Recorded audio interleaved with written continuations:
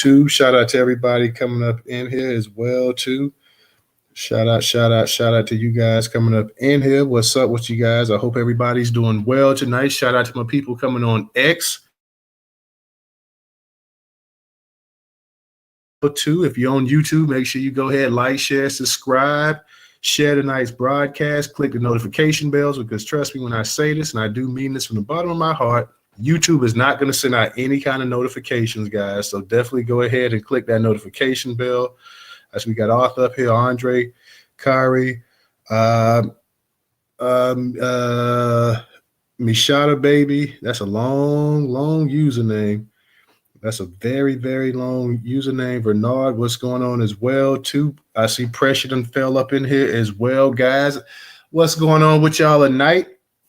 Once again, we're back. We're live. We're on X and we're on YouTube as well, too, guys. I hope everybody's doing well. I hope you guys enjoyed yourself. And tonight's discussion centers around, you got some folks sitting up here talking about boycotting the Super Bowl because, quote unquote, you're going to have Lift Every Voice and Sing going to be sung, going to be performed. What's up, Nightfall? I see you over there. Shout out to our moderator, Nightfall, holding it down over there on YouTube as well, too. So, yeah, man, we got to go ahead and we got to discuss this as well, too. Of course, and I'm going to get a chance. I'm going to put that. I got to put that post that I sent out earlier today talking about this as well, too. Yeah, so people butt hurt. Let me go ahead real quick short article from Black Sports Online. Make sure you guys visit Black Sports Online to stay up to date on celebrity news and sports information as well, too. Black Sports Online, one of our longest curation partners since 2017. Shout out to Black Sports Online. This article's title, NFL fans threaten to boycott the Super Bowl over news that Black National Anthem will be performed. Word on the street is that some diehard fans are threatening to boycott the Super Bowl because they just found out that the Black National Anthem will be performed. It's been revealed that the anthem will be performed, and now fans are calling for the boycott of the Super Bowl this weekend. The NFL decided to add a little extra flair to the Super Bowl halftime show by having the Black National Anthem performed, but some fans up in arms, trashing the decision and threatening to boycott it. They said they're here to watch football, not get up and caught all up in this social justice drama. Lift Every Voice and Sing is traditionally sung during the pregame festivities at the NFL's end-of-season showpiece, but has sparked huge controversy in recent years. The league has confirmed that Grammy Award-winning singer Lettucey will perform the song in front of President Donald Trump. So Trump going to be in the house, and that's going to be very interesting when they start playing Lift Every Voice and Sing. I want to hear what he's going to tweet on Twitter and on his little social media platform as well, too. Shortly before John Batiste's rendition of the national anthem on Sunday, leading to a huge fan backlash online. Some even suggested they would not be watching the game because of the Black National Anthem revelation, one writing as if we need another reason not to watch the damn game. Another added, no other sport league tries to force a Black National Anthem down people's throats. A third posted, I haven't watched football ever since they started disrespecting the national anthem, and there's no such thing as a Black National Anthem. Trump confirmed on Tuesday that he will be in attendance at the Superdome in New Orleans this weekend, becoming the first sitting president ever to attend the Super Bowl. The NFL has long been a vehicle for political debate, from the 49ers star Colin Kaepernick kneeling during the national anthem back in 2016 to players doing the Trump dance during the 2024 election campaign. The Super Bowl in 2023, Republican politician and longtime Trump loyalist Carrie Lake made headlines when she refused to stand for the Black anthem. So NFL fans, the choice is yours. Are you going to boycott the Super Bowl because of the Black National Anthem, or are you going to embrace the opportunity for unity and understanding? The ball is in your court. Also, too, in case, and I know not everybody's a football fan, but also this Super Bowl, you got Kansas City, you got the Philadelphia Eagles playing, and you're going to have two black quarterbacks facing off. You're going to have Jalen Hurts, the Philadelphia Eagles, and you're going to have Patrick Mahomes with the Kansas City Chiefs. I know some people, they go back and forth about Mahomes being biracial or whatever, but nonetheless, you're going to have two people of black descent that's going to be up here playing in the game as well too. So I wonder if that may have a little something to do with it as well too. Because I know deep down inside, a lot of folks was hoping that Josh Allen from the Buffalo Bills, a white quarterback, a good quarterback, really really good quarterback as well too. They was hoping that Josh Allen would have made it to the actual Super Bowl as well too. So yeah, Josh ain't no bum now. Let's be honest now. He ain't no bum. But a lot of people was probably people was hoping for that. So, I don't know what the whole situation where people are getting butthurt about an actual performance at a Super Bowl. I mean, lift every voice and sing. That is a Black national anthem. Like I say, and it's going to be really, really crazy to see Donald Trump up in the house as well too. I wonder will we get any boo birds in there when they actually start singing it? And people sitting up there talking as if that was another reason. Like, I mean, let's just sit up here and say, man, you didn't want to watch the game from the beginning, or you was looking for an excuse, because simply singing a song, a historical song at that, is no reason for people to get butthurt about. So, hey, if you're upset about it, if you're crying or whatever, guess what? The Super Bowl is still going to have tens of millions of viewers. Even if you decide to go ahead and skip out and not watch it at all, that's cool. Don't watch it, but you're still gonna have a bunch of people that's gonna watch the Super Bowl as well too. And simply saying that, and that just goes to show your real hatred for Black people, that it's so upsetting and this and that or whatever. DJ, go ahead and you got it. And Arthur, I need to holler at you too, Arthur, because we definitely with all of the work you're doing too, we definitely want to see about trying to do a space with you too, man, so you can keep everybody posted on everything that you're doing behind the scenes as well. And we see how X was coming after you and trying to knock your page and everything else like that, because you simply was reporting these Peckerwoods on here putting all kind of racist stuff back and forth about Black people. They suspend Black people accounts day in and day out, yet they have the most racist communities online. They have the most racist pages, and nothing happens to these people at all. A page never gets dinged or anything like that as well too. So shout out, Arthur. We definitely appreciate all the work that you're doing as well too. So I definitely hit you up in the back channels whenever you get a chance, and I would love to go ahead and just we do a space one day and go with some information, have a pretty deep space as well too, because I do appreciate everything that you're doing on that tip. You're really working hard, and we appreciate that as well too. So I just want to give you a shout out as well.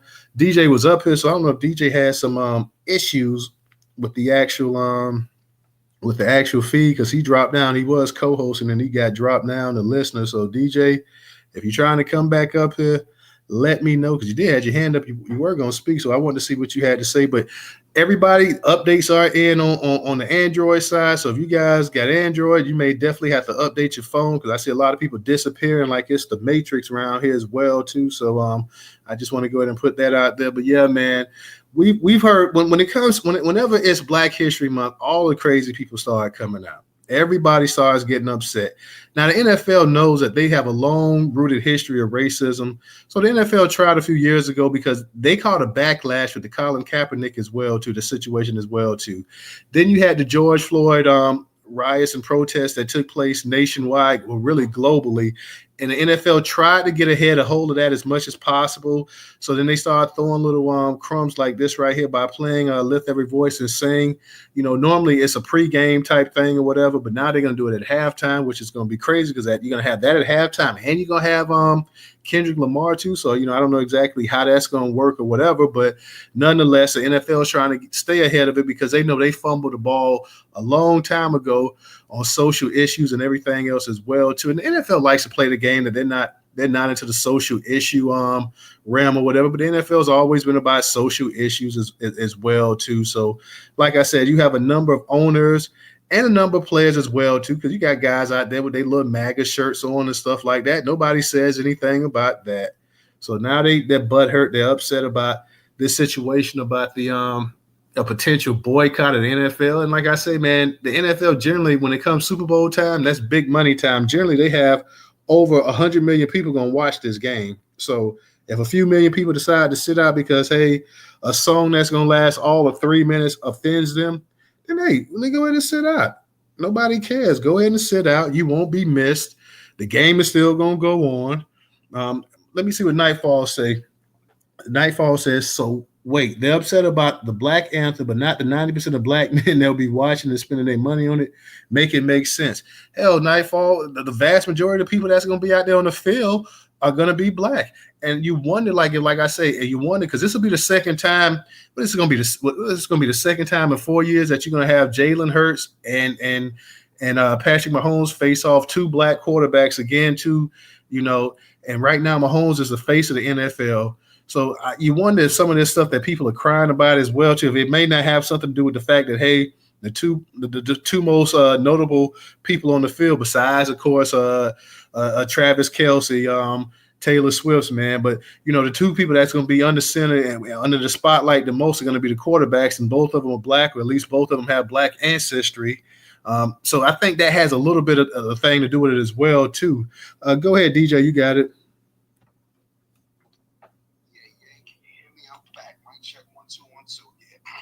Josh Allen is a bum. We'll get right back to that. Shout out to the Screw 2 family over there, Newstoter. So yeah, I don't know what they butthole for. Like you said, you're about to go actually watch black athletes play the game.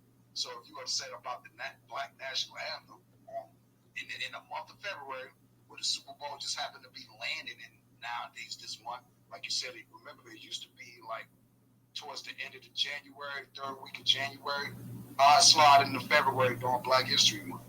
Now that's something else that we got to pay attention to and not focus on our own stuff. So that's that. But people earn this position, cracking knackers, you know what I'm saying, to say what we want to say and sing what we want to sing at any anthem and stadium. And there ain't nothing y'all can do about it. Shout out to my boy Kendrick Lamar. Got Grammy of the Year for Song of the Year. Got a Grammy for Song of the Year. Now, like us, NFL said they do not care if you perform the song at the Super Bowl or not. So get ready to two-step. You know what I'm saying? Crip walk. You know what I'm saying? Yeah, you know what I'm saying? So, we don't care what the Cracker Knackers think is over with, bro. You know what I mean? We don't care about MAGA. You know what I mean? Y'all feelings just be hurt because you feel like you want to control everything. This ain't them days, bro. Them days over with. You know what I mean? So it's okay. You still gonna sing the American anthem, you know what I mean? The national anthem, the black national anthem. We gonna sing all the anthems. It's all right. Why? Because we Americans. You should want to know the lyrics and understand what happened in this country, which some of y'all ancestors did. Because y'all always quick to say, "Well, my ancestors came here in 1930." Well, you reaping the benefits of what had to be done. So shut up, get your hot dog and your popcorn and your beer, and be happy that you even here. Yield there. Mm-hmm. Yes, sir. Jalen Hurts from Mason, to let you. Yeah, Jalen Hurts. Yeah, Jalen Hurts was a big time. I remember he was a 5-star recruit out of high school, and he was. You're right, Texas as well too. Pressure. Let me get your what's your opinion on people talking about that they're going to protest this? Are they going to boycott the game simply because Lift Every Voice and Sing is going to be performed? Same thing as yours. Just don't watch it. Nobody, you don't know who you are, and like you said, everybody that was gonna watch it is gonna watch it. Then whoever wasn't gonna watch it is not gonna watch it. So.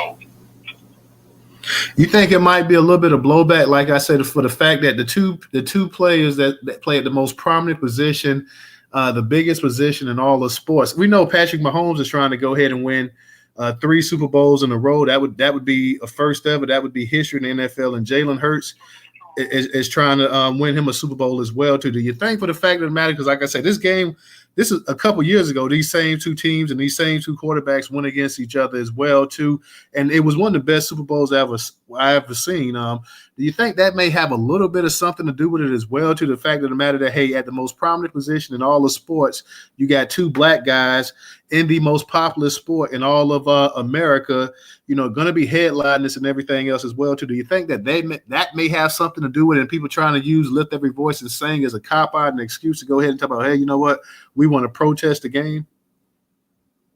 It could be, but at the same time, I'm sure you would agree. People they cheer for their team, As long as they team in there, people gonna watch them and cheer for them. Oh, something else too. And News, I know you from Florida, and I know y'all try real hard. I get that to y'all. Y'all try, But Patrick Mahomes is from Texas too. So I just want to let you know that, and I'm sorry about that. Oh yeah, Patrick Mahomes. I mean, hey, you got to give credit where credit due. You got two great players, so I'm looking forward to it. I'm looking forward to the game as well too. You got two great players up in here, and hopefully it'll be a good game. My thing is just for the simple fact, pressure. Like I say, I saw this today, and then I was like, it came on Newstoter. Like I say, shout out to our curation partner, Black Sports Online, and I said, well, you know what?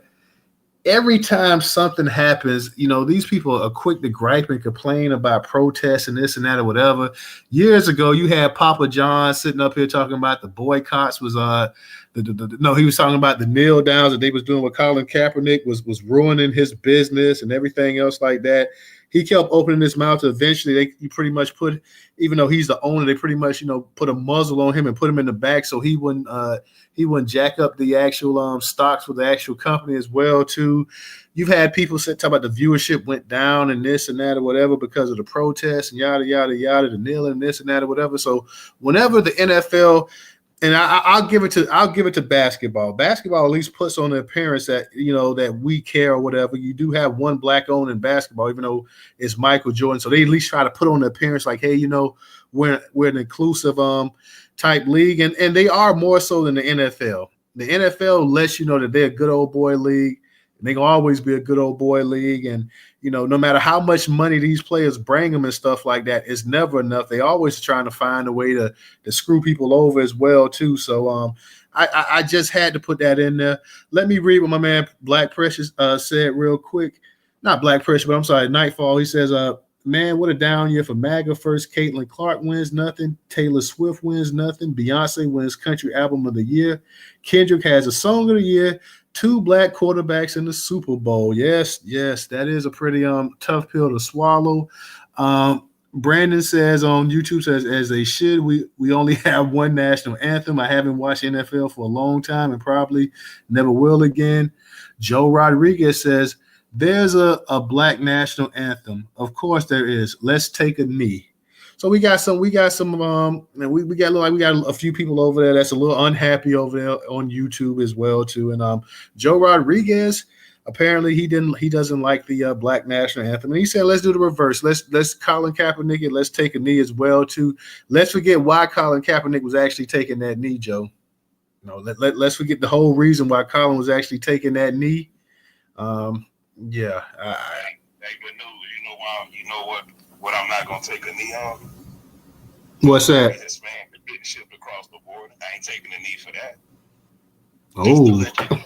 Hola, papi. Hola. Hey, let me go ahead and get to Ray. Ray, go ahead and unmute your mic. What's going on, everybody? How y'all doing tonight? Hey, what's up, Ray? So my question is, why do they have an issue with not the national anthem, but Lift Every Voice and Sing? To me, that song is more proper because it actually unites people. Lift every voice and sing. Because we all know the history that the national anthem, the current one, has that was written by a slave owner. So, and obviously the NFL, I don't know the percentage, but obviously is overwhelmingly black. So what's the problem if we, during Black History Month, want to have a song? Because from what I remember, that song's actually, it was like a poem about Reconstruction, right? So it's been around for a long time, and there are no divisive lyrics in it. There's nothing in it like the national anthem currently. It talks about hunting black people until the grave. So I don't have a problem with the song. I just really wonder why they get so triggered over a song that doesn't even last, 3 minutes? Hey, but Ray, if you think about it, think about the people group who from the beginning, as far as you can go back, I don't care how far you go back, who had to survive by practicing savagery, barbarism, and lying about everything they do up until 2025. How you think they going? I get what you're saying, brother. I mean, we should probably do the same thing. Every time the national anthem is sung, if black people refuse to sit out, there would be no sports. At least no sports that people would want to see, if we're going to be honest. If there were no black athletes out there dribbling the ball or throwing the football or hitting the baseball or whatever the case may be, we're the ones that people are really showing up to see because we're the ones that have the talent.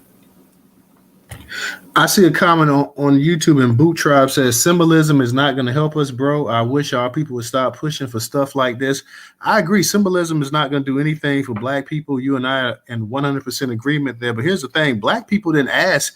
Black people didn't say, you know what, put lift every voice and sing in the football games. The NFL, like I said, from a few years ago with the whole George Floyd situation and the blowback that they got from Colin Kaepernick, was trying to be PC or whatever. Remember with George Floyd, you had all these corporate sponsors and all these other people sitting up here talking about what they're gonna do for the black community. They're gonna do this for black folks. They're gonna do that for black folks. Blase Squad, this and that. You even had the NBA. I think in some of those arenas painted Black Lives Matter and stuff like that, and some of the actual arenas and all kind of stuff like that. Even in some of the cities you may stay in, you may have seen that kind of stuff all over. So I agree with you. Symbolism is not going to do anything, but the NFL felt as anything that, hey, our most marketable stars are black. Like Ray said, I believe the NFL is at least 55, if not 60 to 65% black. So the NFL is sitting up here saying, hey, you know what? Let us go ahead and do this or whatever, and let us do this and do that or whatever. And hopefully, this will kind of appease people to a certain degree, because the NFL blackballed Colin Kaepernick. They took his career away. Colin Kaepernick has not gotten, nobody would even sign Colin Kaepernick as a backup quarterback. And don't sit up here and tell me that you had 31, 32 starters in the NFL who's all better than Colin Kaepernick plus the backups. I mean, I think we all know better than that. So the NFL set up there, the owners got together, and they blackballed him simply for taking a knee. And so the NFL felt that pressure. Then they felt everything with the George Floyd situation, and they said, you know what, we're going to do this, we're going to do that, whatever. We're going to try to make it seem like it's more inclusive and everything else, and yada, yada, yada, yada. They came up with this. Black people didn't protest and say, you know what, put Lift Every Voice and Sing on there. Let's hit a black national anthem. This was something they came with. So I agree with you on the symbolism part as well, too. We know symbolism doesn't do anything for black people whatsoever. This was just a little small move by the NFL, a token type little maneuver by them to go ahead and save face and say, you know what, we got you back. When in actuality, we know the NFL is all about the NFL, all about the bottom line, all about the money. Your lifespan in NFL as a player, it normally is about 3 to 4 years. They'll wreck your body up and this and that or whatever, as long as you can put seats up in the actual stands.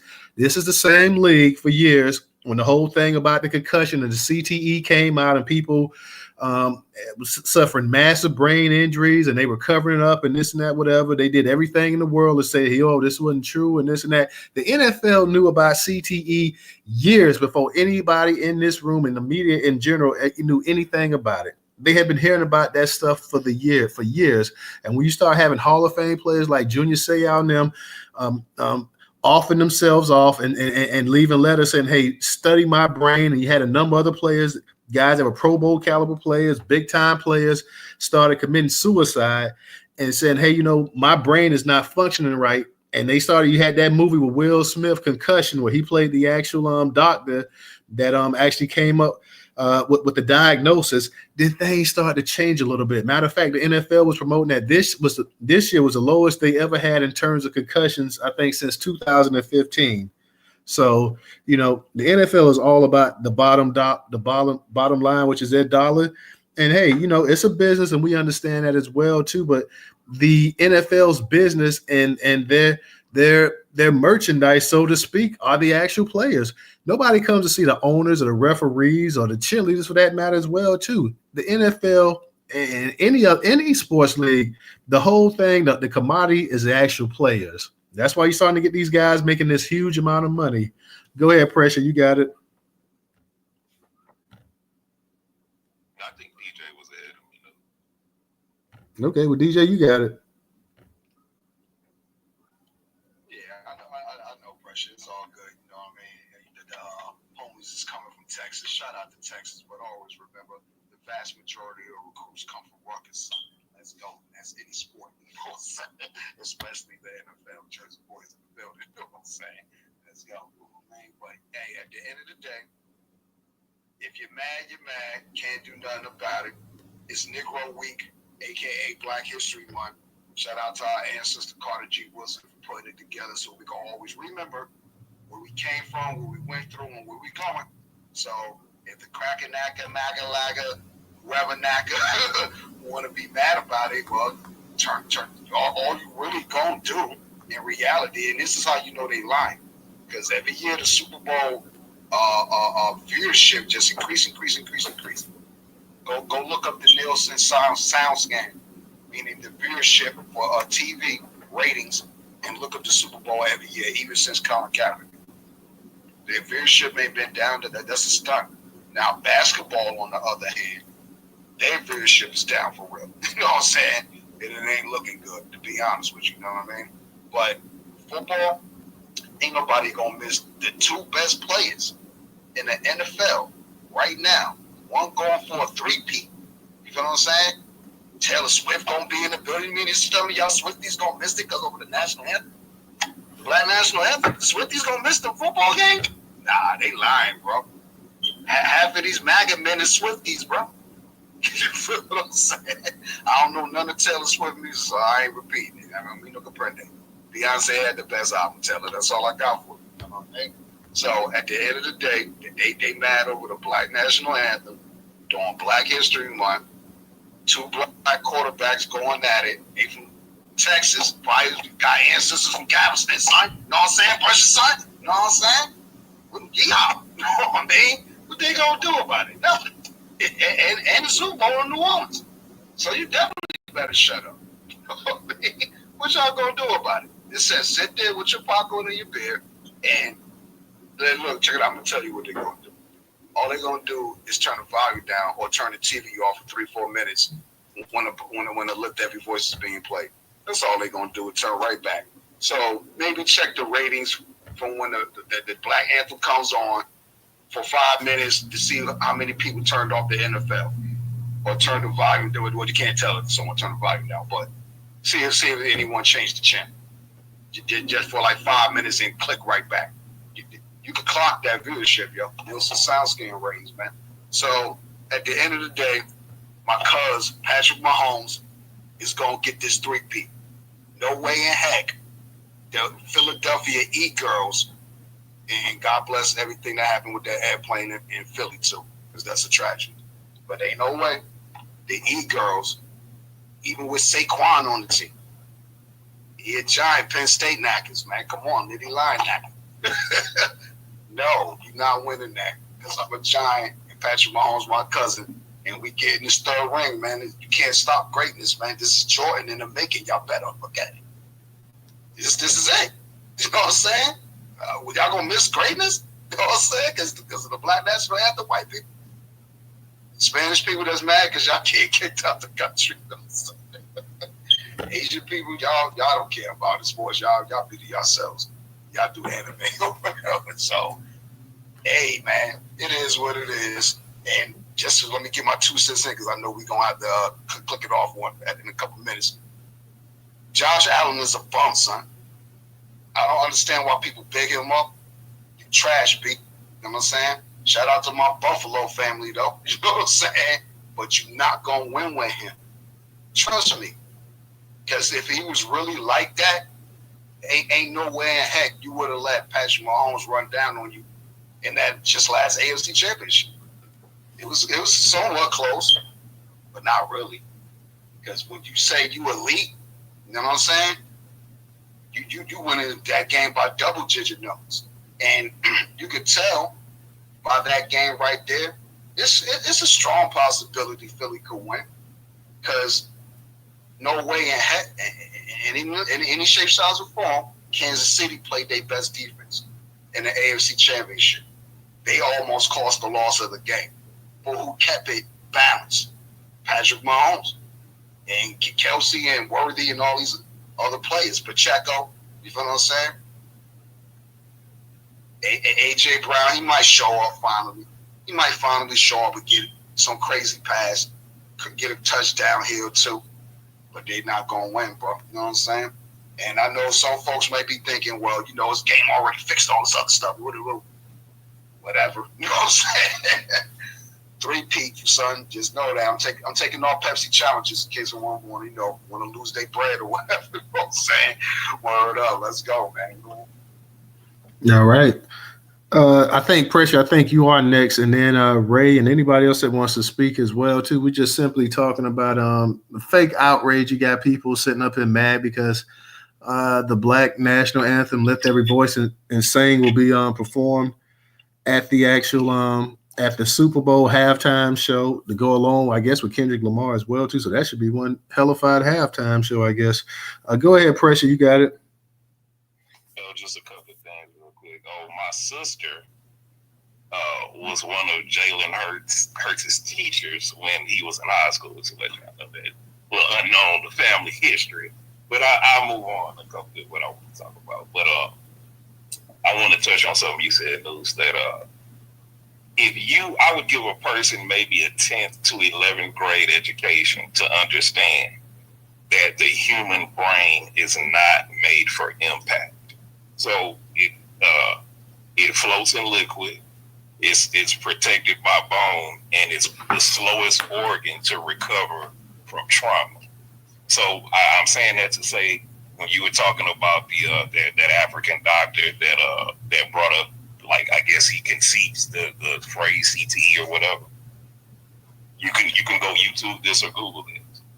Roger Goodell got up in front of the nation and said, we don't have enough information to say that CTE is what's doing this to our retired NFL players. And like, I'm going to go back and say, you don't even have to have a high school education to understand that the human brain was not built for trauma at all, in no form or fashion. But that was a great point you made. But I'll move on to that. I'll move on from that. This is my last point. If you look at Colin Kaepernick, and you look at what he was doing, and it took a lot of guts for him to do that, because like you said, he sacrificed his career. And I respect. I literally bow down at the altar of Colin Kaepernick.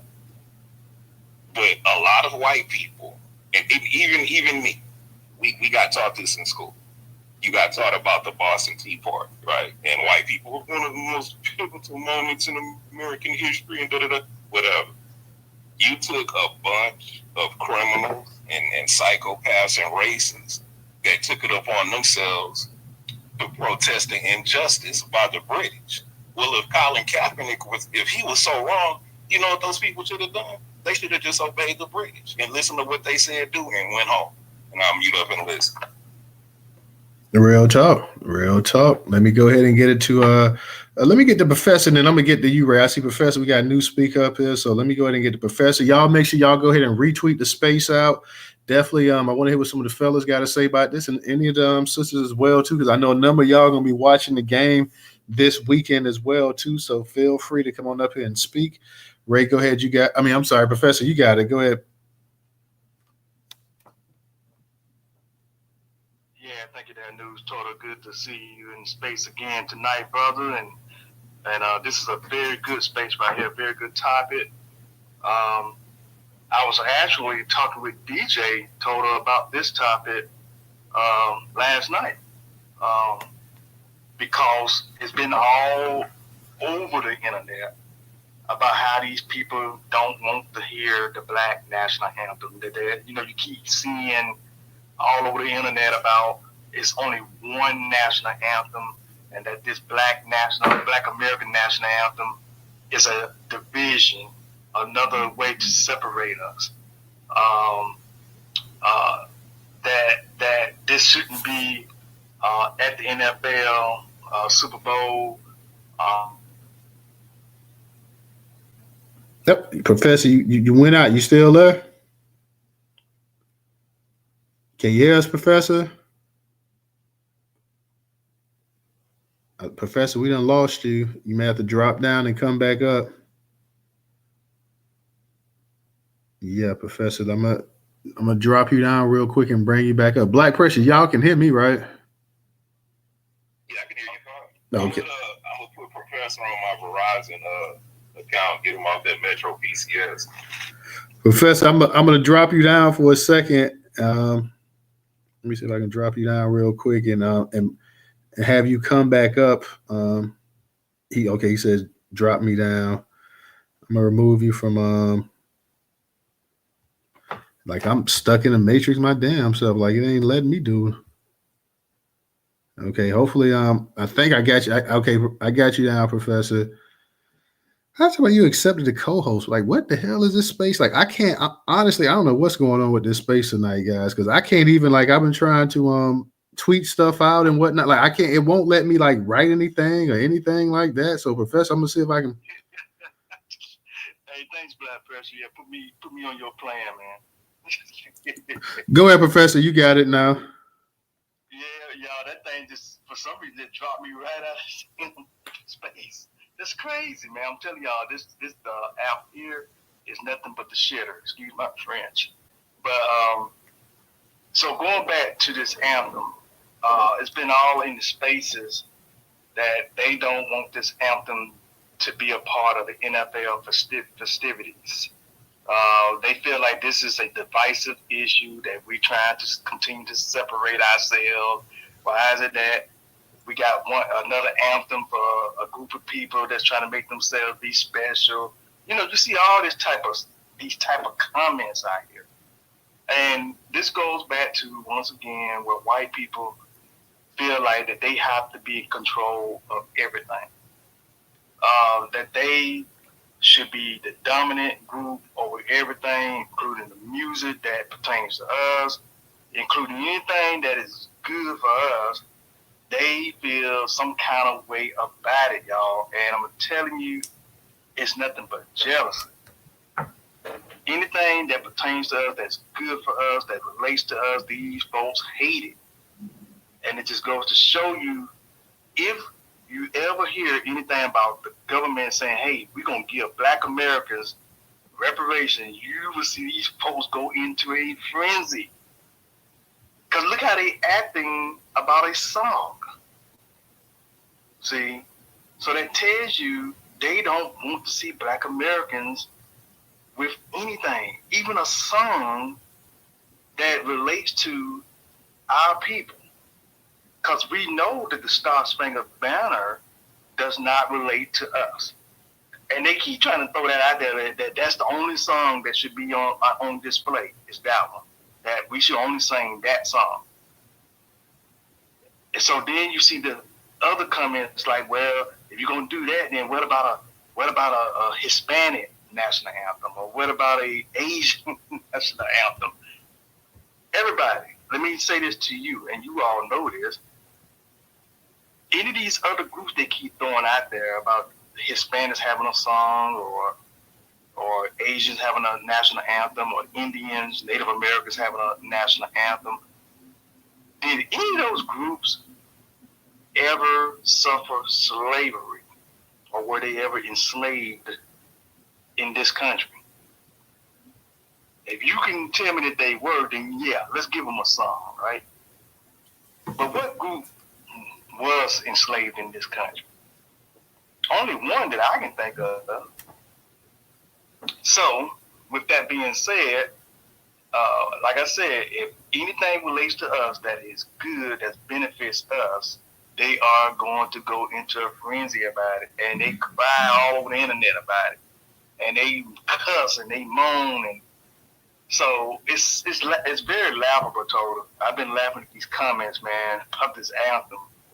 But I'm gonna land right there because I want to hear what everybody else have to say. All right, appreciate that, Professor.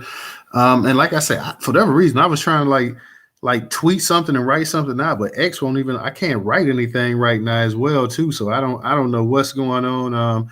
I downloaded the update the day. I updated it today, and I had to update it twice because it didn't go through. So I don't even know what's up with the updates with X or whatever. But now I can't even like write anything or whatever on the tweet or whatever. So if I get caught in the matrix or whatever, Professor, if you don't hit me for a minute, just go ahead and move on because I don't know exactly what's going on. So we got no taxation up here as well too. I see Rella, Goddess down there. I see Black. I see a bunch of y'all. What's up, Mikhail? I see you down there as well too. So shout out to everybody coming in here. Y'all make sure y'all go ahead and retweet out the space as well too. Support us on Cash App, $Newstoter. $Newstoter. Newstoter is the largest Black-owned Black American media curation platform today in America. Once again, $Newstoter, $Newstoter. Ray, I know you had your hand up. I get to you, then I'm gonna get to no taxation. Anybody else down there that wants to speak, definitely come up. Rella, it's been a little hot minute since I heard from you. So if you're not busy tonight, then definitely come on up. Mark, I sent you an invite because I wanted to hear what, because you always like say some stuff that like makes me laugh at times too. So I kind of wanted to hear what you had to say on this topic as well too. If you get a chance to come on up, Ray, you want to go ahead and speak, or you good? Yeah, I just got a couple things I want to put out. So obviously, I am a Georgia fan, so I definitely do want to see my 5 dogs get their rings, which are Jordan Davis, Jalen Carter, Keely Ringo, Nolan, and the Kobe Dean. So I would love to see the Eagles get a championship, but honestly, I think the Chiefs are going to win. I'm not a fan of either. I'm a Falcons fan, but I do believe the Chiefs are going to win. And my prediction is what's going to happen is that Travis Kelce is going to retire, and he's going to propose to Taylor Swift. And that is how the Super Bowl, I believe, is going to end, with the Chiefs win. Hey, I could be wrong, but I'm telling you, I just got a strange feeling that's what's going to happen. So this is a recorded space. I can't go back on my word. All right, the second thing I want to mention, my $5 getting a ring, Kendrick is confirmed that he's going to sing Not Like Us. But the lawyers are kind of having discussions about whether broadcasting the lyrics is going to be considered either slander or liable, because, slander is when you say something, when you make false statements, coming from your mouth, because it's going to harm their reputation. So that would be slander. And liable would be writing it out. So if they broadcast the lyrics, it's alleged that Drake's going to try to hit him with both slander and liable for both of those. All right, the second thing I wanted to say, I already said that the Chiefs are going to win, Travis Kelce is going to retire, and propose to Taylor Swift. This is my theory, okay? The song Lift Every Voice and Sing, the reason why there's so much pushback is because that song became an important anthem during the Civil Rights Movement, and is basically, for Black people, is widely embraced as a symbol of Black resistance and hope. So I think that's why it's just so much pushback on it. The next thing I want to add is it's the Super Bowl. So if they boycott, hell, they already paid for the tickets. Or if they're refusing to buy the tickets, someone else is just going to do it. I've been lucky enough to go to the Superdome in New Orleans because I live down here in Pensacola. So, my wife and I, every time the Falcons played the Saints, we'll always go down to the Superdome and watch the game. So, really nice stadium. So, if they don't buy the tickets, somebody else is going to get them. If they boycott it, hey, that's just them losing, thousands of dollars. It's no money, they come out of my pocket. And the last thing I want to mention, if it has not been mentioned, is R.I.P. to Nelly Fuller Jr. I land there.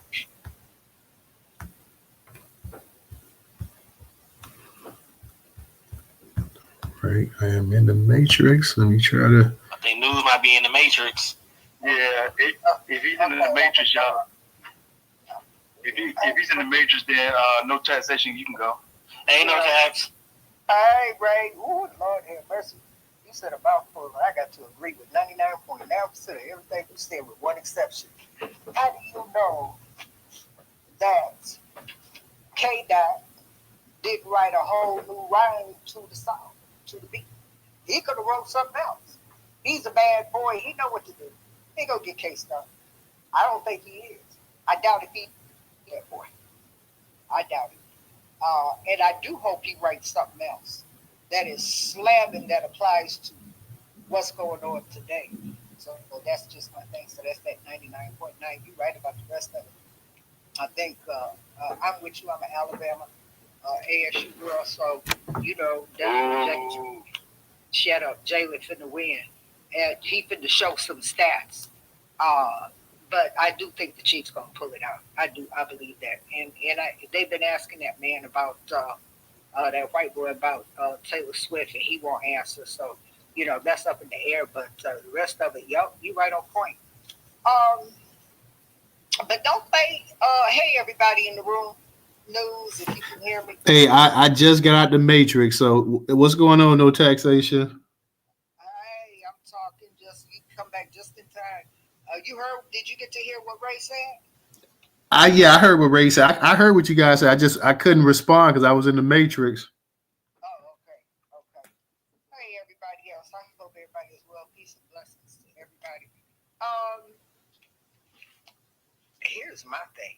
Don't these white people have a problem every time we get ready to sing it? They got a problem with everything, so that's not our problem. That's theirs, and they can't bring it to us. The other part about it is, I doubt all too seriously if the NFL, the commissioner, or team owners really care. Okay, because their bottom line is, dollars and cents. So it makes sense to make these dollars, and that's what they got to do. But now here's the other thing. Let's talk about what I know, my lane stuff. Excuse me. So somebody sent me something, and I posted it. So I posted it. So if you look on my timeline, you see it. This person doesn't happens to not live in the country at this particular time.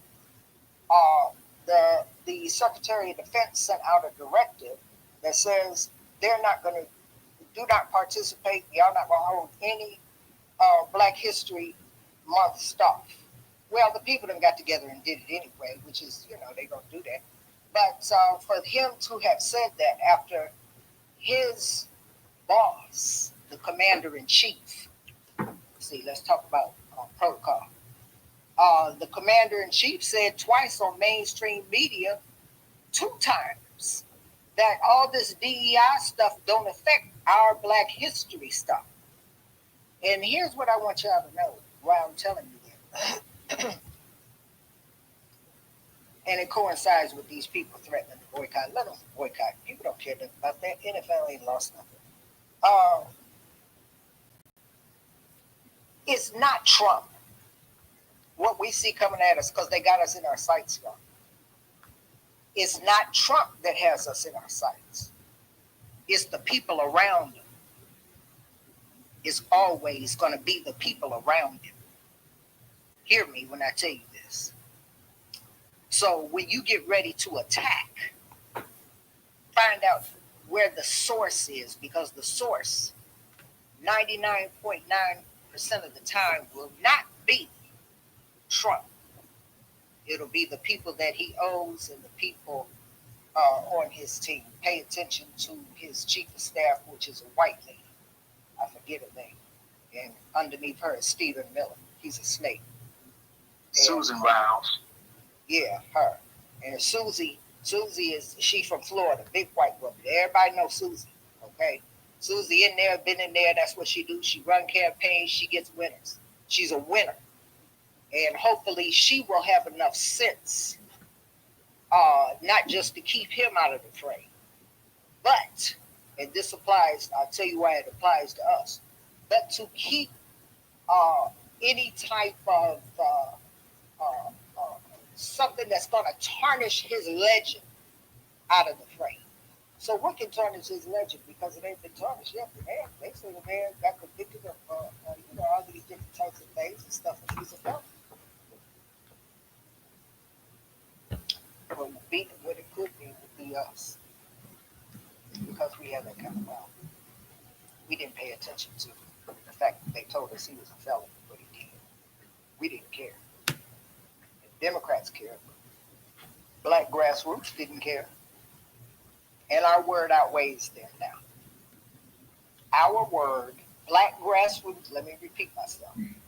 Black grassroots words and narrative at this time in history today, right now, outweighs every Black Democratic voice and narrative. And so I need y'all to use it wisely. And I do want to hear from you, Mark, because I want to hear what you got to say about the people around. And I'm going to leave it there. Thanks. All right. Thank you. No taxation. What's up, Mark? I see you up here as well, too. What's going on tonight? Well, just to answer to the title again to what the sister was saying, I mean, I don't know that much about it. I don't really watch no sports, no, to be honest. But that is what it is. But I caught on the part where the sister just spoke on power that we have from the grassroots. And not just the grassroots, but grassroots who on a daily basis is on social media. We are the voice of Black America. And so people like Jasmine Crockett, for example, it's time that we shut her ass down. Shut her, get out of the way. You know, when you look at her voting record, did she vote for all those measures, pro-immigrant measures, like the rest of them? And so to come back and think that you're gonna woo us to sleep with this the black girl magic narrative, no. And I'm not saying this to say just go vote Republican or any of that. I'm saying here's our chance, since we have the mic and the voice, to run as many of our own candidates from amongst us that we can muster up across the country, y'all. You won't get this opportunity again. We have a chance of a lifetime to economically empower not just the upper crust, but all the way down to the grassroots. Us listening to the equivalent to a bunch of hoes standing up for a pimp, saying stop prostitution. Keep prostitution going, or protesting because prostitution and pimping is being destroyed. Here's your chance, Democrats. Here's your chance to leave the plantation. To stop getting beat over the head by the pimp. What's wrong with our people? Is it that important? Your sexuality?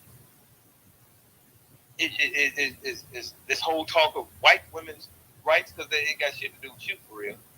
You gonna fight for white women's rights? White gays' rights, immigrants, everything but the black agenda? You gonna make that more important? Because you think you really a Democrat? You think you're part of the Democratic coalition? Well, I suggest you go look at what happened in California if you think you're part of the Democratic coalition. If you think that you matter in the Democratic Party, look at what happened in California where the black folks rolled with that Democratic coalition. And at the same time, the governor was saying that he was entertaining reparations. He was empowering the Hispanics to take y'all ass out. And I tried to say this too, those on Clubhouse back then. This 4 or 5 years ago. But in the end, I'm like, okay, well, that's theirs to deal with in California. They don't see it. They don't see the handwriting on the wall. They didn't listen to Dr. Paul Anderson, so I knew they wasn't listening to me. And in the end, what did they get? Pushed out, right? They got pushed out, and those Hispanics are now in such strong position that you will never get those areas back again.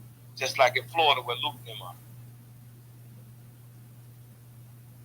You better run your people. Because one thing about it, no matter who's in that White House, if you control the city, county, and state budgets, if you determine who stays in the big house or who goes to the doghouse. Understand how this power is. Locally is where your power lies.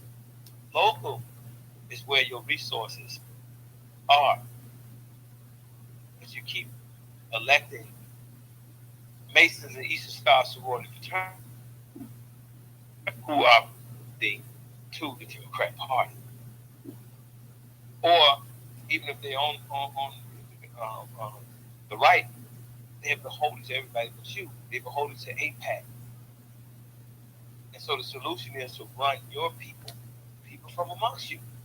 You can't win with candidates who are obligated to everybody but you.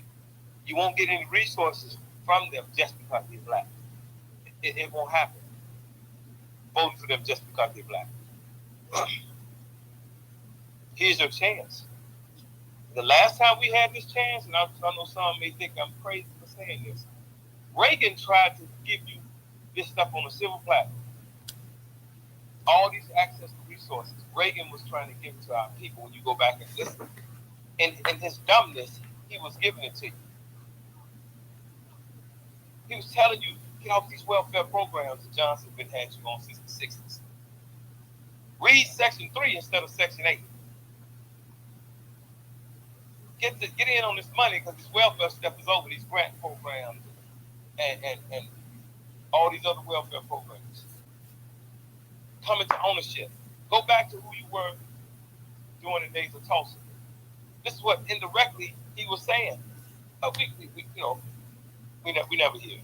We can't hear because once we hear the word racism, it's like Cujo. You heard the word racism, you can hear nothing else Trump is saying because you media have told you he's a racist, so don't listen to him. Barack Obama said he's a racist, so don't listen to him. It'll come to us. All right, Mark. Kind of went off of the topic some, but I know you say you don't watch NFL, but thank you. That was pretty insightful, nonetheless, as well too. But yeah, you went there. You went all the way. You went all the way to Ronald Reagan. Like yikes. So shout out to you, Mark. Let me get my girl Rella. It's been a hot minute since I heard from you, Rella. What's been going on? I hope everything is well with you. Hey, Newstoter. Nope, just been a little busy. That's all. Okay. How are you? I'm doing good. How are you doing, Professor? What's up there, sister? How you doing? Yeah, and just trying to utilize funded socially a bit more. So make that a commitment to really do that. And merge off of this platform. So I've seen you in some of the spaces though. You just didn't come up to speak. So I've seen you in the space a few times. You just didn't come up to speak. But I know you be working at nighttime too. Yeah, but most of the time, just trying to, like I said, if I'm sitting back listening or something is going on, I just couldn't hop up on the stage right away. But for the most part, and me and DJ put on a time limit too, total. That's what it is. Whatever, Professor. Hey, DJ. I just wanted to talk about the topic. So NFL fans threaten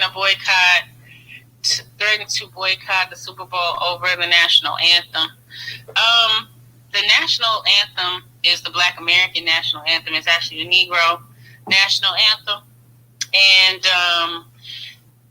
this is how you know immigration is so bad, because white immigrants, or immigrants period, not just white immigrants period, who don't know the history in our country and the revolutions that Black Americans, descendants, have actually contributed to the country. The national anthem for the second revolution that did happen, i.e. The ending of slavery, and then the civil rights revolution that happened, which was the third revolution to end apartheid in America, we were the dominant in voice, which is why I do believe that conversation that I want to say the immigrants had in regards to saying Black America is the threat of the Israeli or Jewish establishment. And the reason why I say that is because it's not just them. There is there's this underbelly that allows people to believe that the duopoly somehow sits in the pendulum for the balance of us, and they don't. Whereas we actually sit in the middle for the balance of society.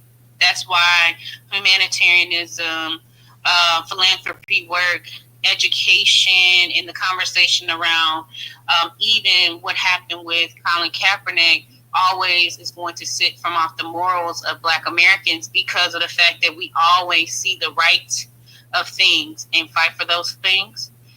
It is it's very telling, and it tells me yet again that the people who have the most voice in degradation and genocide, they never recognize who American descendants are, because they have moved into the position of, because they are here in America, that they are the true Americans. They'll call themselves American first. They'll say we are the patriots, but then they will prove to be the opposite, even in our entertainment world. So when you look at football, and the NFL to me is on the decline because they had to prop up, they had to find and prop up Black American quarterback players because the question was the pushing of DEI being we were the DEI hires, and somehow now the NFL is somehow trying to make room for our young men and seasoned men to somehow play the game when they've been in the game for a long time. And if you ask me, the overstepping and overplaying the hand of the DEI is actually it's coming back onto them now. So, you know, I only see truly one Black man playing and I see one mixed race man playing, and I do champion and I am champion Jalen Hurts, who is the Eagles player. I was a KC fan for a minute. I was champion Mahomes, but I also see the playbook. They cheated for Mahomes and KC, and you know that whole thing with Taylor and Kelsey. I really, really could care less. I feel like the game of football has changed so much with the NFL that the mafia and whomever else that likes to change the tone of the game, they will do so at their whim. So I am going for the Eagles team, and I hope the Eagles team definitely crush them. I get what Ray is saying. You know, Kelsey's going to propose to Taylor because they have to keep her. They got to keep her utilizing her image to keep the fans happy, and you know her name in the tabloids or in the media. But I'm sorry, they don't have the influence. Black America is the morality and the humanitarian meter, and the duopoly doesn't meet it. And you can tell how they respond to what's going to happen. So shout out to NOLA, shout out to New Orleans. I hope that they do come out and support the game, because there are going to be a lot of Black businesses down there as well that would benefit from the game. And I hope that they receive the blessings from the game being played down in NOLA. And I think that's all I got right now. I all that other stuff, I really don't really care to hear no more, because you got an idiot in office, and the clown circus is playing yet again. So we went from one clown circus to the next clown circus, and we just got to be able to survive it right now. That's what I got. All right. Thank you, Rella. Trump is going to actually be, he's supposed to be the first ever president to go attend the Super Bowl. So he will be there on Super Bowl Sunday as well, too. Shout out to my girl, Just Cakes. I see over there, Avenge the Ancestors, both of them on YouTube. So shout out to you guys over there as well, too. Let me go ahead and get to him. We got a new speaker up here. Kushite, go ahead and unmute your mic. How you doing? Hey, good evening to everybody, to the speakers, to the listening box. So I wanted to come in, so I don't know, I came in about an hour late, so I don't know what y'all have and have not discussed, but to the topic that's the title, as far as the Black National Anthem, I've, as a Black American freedman my entire life, I have never heard of Lift Every Voice and Sing ever being called the Black National Anthem. And maybe, you know, I just missed it where I'm from. But I feel like there are just certain things that have been given names over time. And I would say after 2020, where, you know, Lift Every Voice and Sing is the Black National Anthem. I think when Joe Biden signed the Juneteenth National Independence Day Act, I've never heard Juneteenth ever referred to as an Independence Day, as if we had more than one Independence Day in the United States. Us being referenced as African Americans, it's like we have been given all these names and terms, and I feel like in some way, they are a way to dog whistle to people who are anti-Black racists. So when somebody says we're going to sing the Black National Anthem in addition to. It's not like they don't sing the national anthem. They sing both at these events, right? So it's like it's a dog whistle to people to make it seem like they're only going to sing one, or why are we having to sing two, instead of just saying we're going to sing the national anthem and we're also going to sing Lift Every Voice and Sing. Like when they do America the Beautiful, they don't say America the Beautiful is the alternate to the national anthem or anything like that. It's just America the Beautiful. There is one national anthem in the United States, and we can keep Lift Every Voice and Sing as it is. Lift Every Voice, that's what it is. It's another song, and we're singing it in conjunction too. So I just feel like sometimes making it seem like we have all these separate things is a dog whistle. Like in our community, yes, we do have our separate things because we had to as Black American freedmen. That's how we survived. We had to create a separate world and separate space inside of this space. But some of these extra terms and things that people have been giving our stuff is not stuff that we named it ourselves. So that's just my thought on it. I don't know where else the conversation went. I heard some conversation about, whether we the backs or one. As far as I'm concerned, we only have one Black quarterback playing in the Super Bowl. I'm rooting for Jalen, rooting for Saquon. And yeah, that's all I have for now. All right, thank you. I will say this, Kushite. Lift Every Voice and Sing has been called the Black National Anthem for a long time. I don't know exactly when, but it's been called that. I want to say, I remember singing it in elementary school and stuff like that. So it's always been considered the Black National Anthem. So it's not something that Joe Biden came up with in 2020, anything like that. It's been called that for a very, very long time. But I get what you're saying, though, nonetheless. So I appreciate you coming up to speak. Let me go ahead and get to one more. We got another new speaker, Indy Left. Is it Indy Left? I can't see the whole thing. Indy Left Biz. Yeah, I appreciate that news, Tyler. That's correct. I'll just speak to what the last lady said and the title a little bit.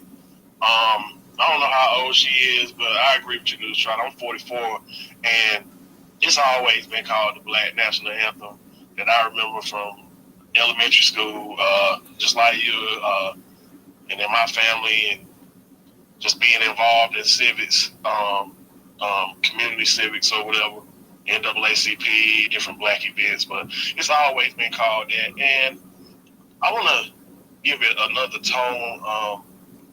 As Black people, my granddaddy always told me when I was little that there was going to be division to the end. And as Black people, we just got to accept that, there's going to be division to the end. There are going to be some white people that acknowledge us and acknowledge our history, and there's going to be some that don't. And at the end of the day, it's Black History Month, so I'm glad that the Black National Anthem is being recognized. I'm glad that there are Black players to be allowed in the league. I'm glad that Black people are dominating the league. I'm glad that Black coaches and Black people are getting a chance and a shot at one time that we'll never get a shot. And I'm shouting out the NFL for even taking steps to even change things and give us some inclusivity at this point. It may not be reparations, but damn it, it's something, and to have these Black athletes out there risking their lives in some of these weather conditions that we're seeing in some of these games and all that, let's just enjoy the damn game, and yeah, there may be a play on it to see Kansas City do a three-peat and all that, but them guys are going to be out there competing, and I'm pretty sure there's some people on the Eagles team that want to win just as bad and don't give a damn about no Vegas bets or none of that, and the Eagles got the best damn defense that Kansas City ain't faced yet, and I'm telling you, you might see a damn upset, okay? Because Saquon Barkley and Jalen Hurts, them motherfuckers, they some them guys are very good. No, try not to curse. But go ahead, bro. And I'll watch my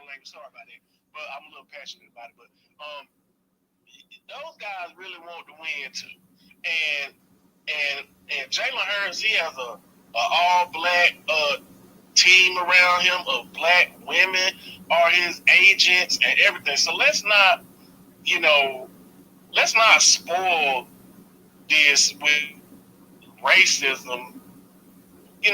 Some kind of credit in the Kaepernick situation the way we would have wanted it to, but there's still an effort there to even acknowledge us. And like I said, it's Black History Month. Whoever wins, it goes out there and wins it and wins, and they're just gonna go win it. So at the end of the day, that's just how I feel about it, and I think black people should just, if people are giving us something, or these people are giving us some type of recognition, let's just accept it, and stop all this damn, it's just crazy, like, for real. Like, let it go. All right, thank you, Indy. Now, Indy, It's not like no Black American at all, man. Indy, No, I am, but, you ain't gonna get reparation from a Super Bowl, man. Jesus. well, yeah, but Indy, Indy, real quick, Indy. Here's the thing, like, okay, but here's the thing, real quick. I had to hit the mute because everybody was talking over me. But here's the thing, real quick. Black people didn't come up with this, Indy. They're not the ones talking about boycotting the Super Bowl because of the Black national anthem, Lift Every Voice and Sing being played. It's white people. Black people are not sitting up here just talking about, we're gonna do this out of spite and this and that or whatever. It's white people that came up with this. So I get what you're saying. Let's not also forget, now black people have been playing the NFL for about 60 some years and stuff too. So it's not like they just started.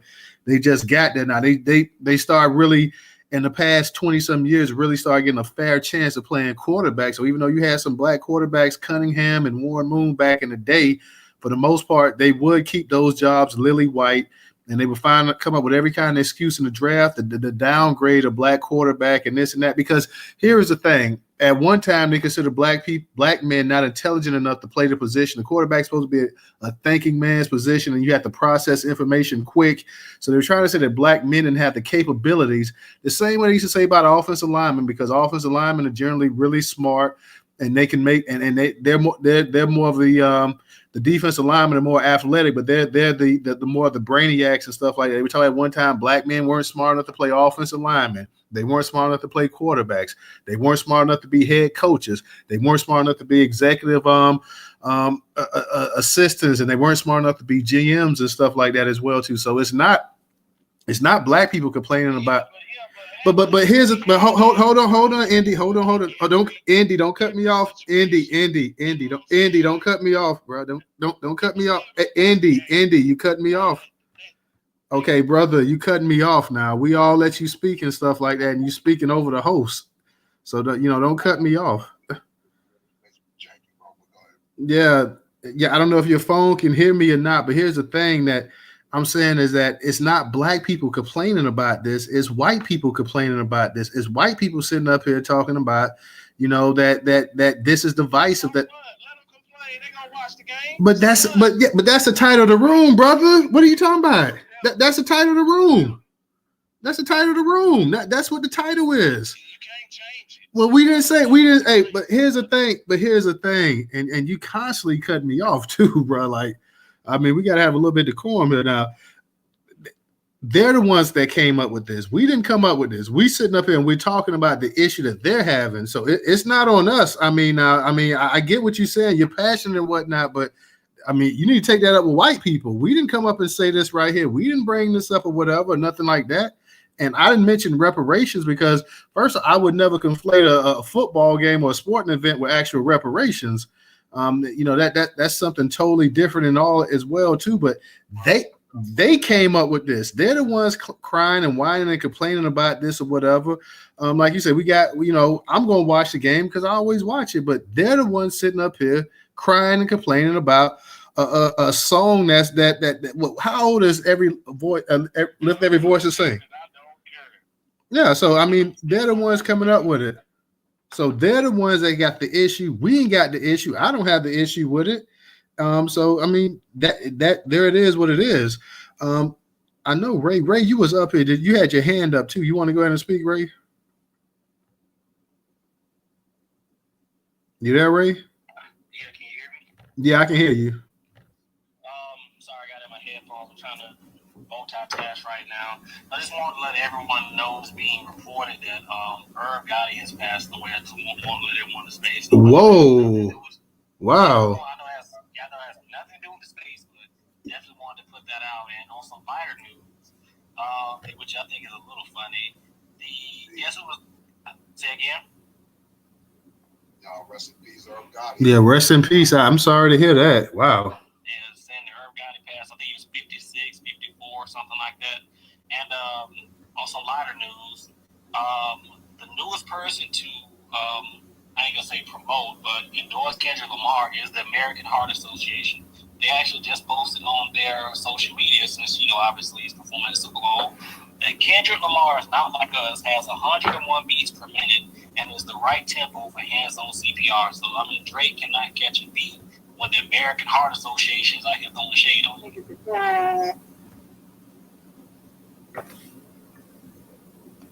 That's right, Sean. Right. Yeah, I just want to say, That's what I'm talking about.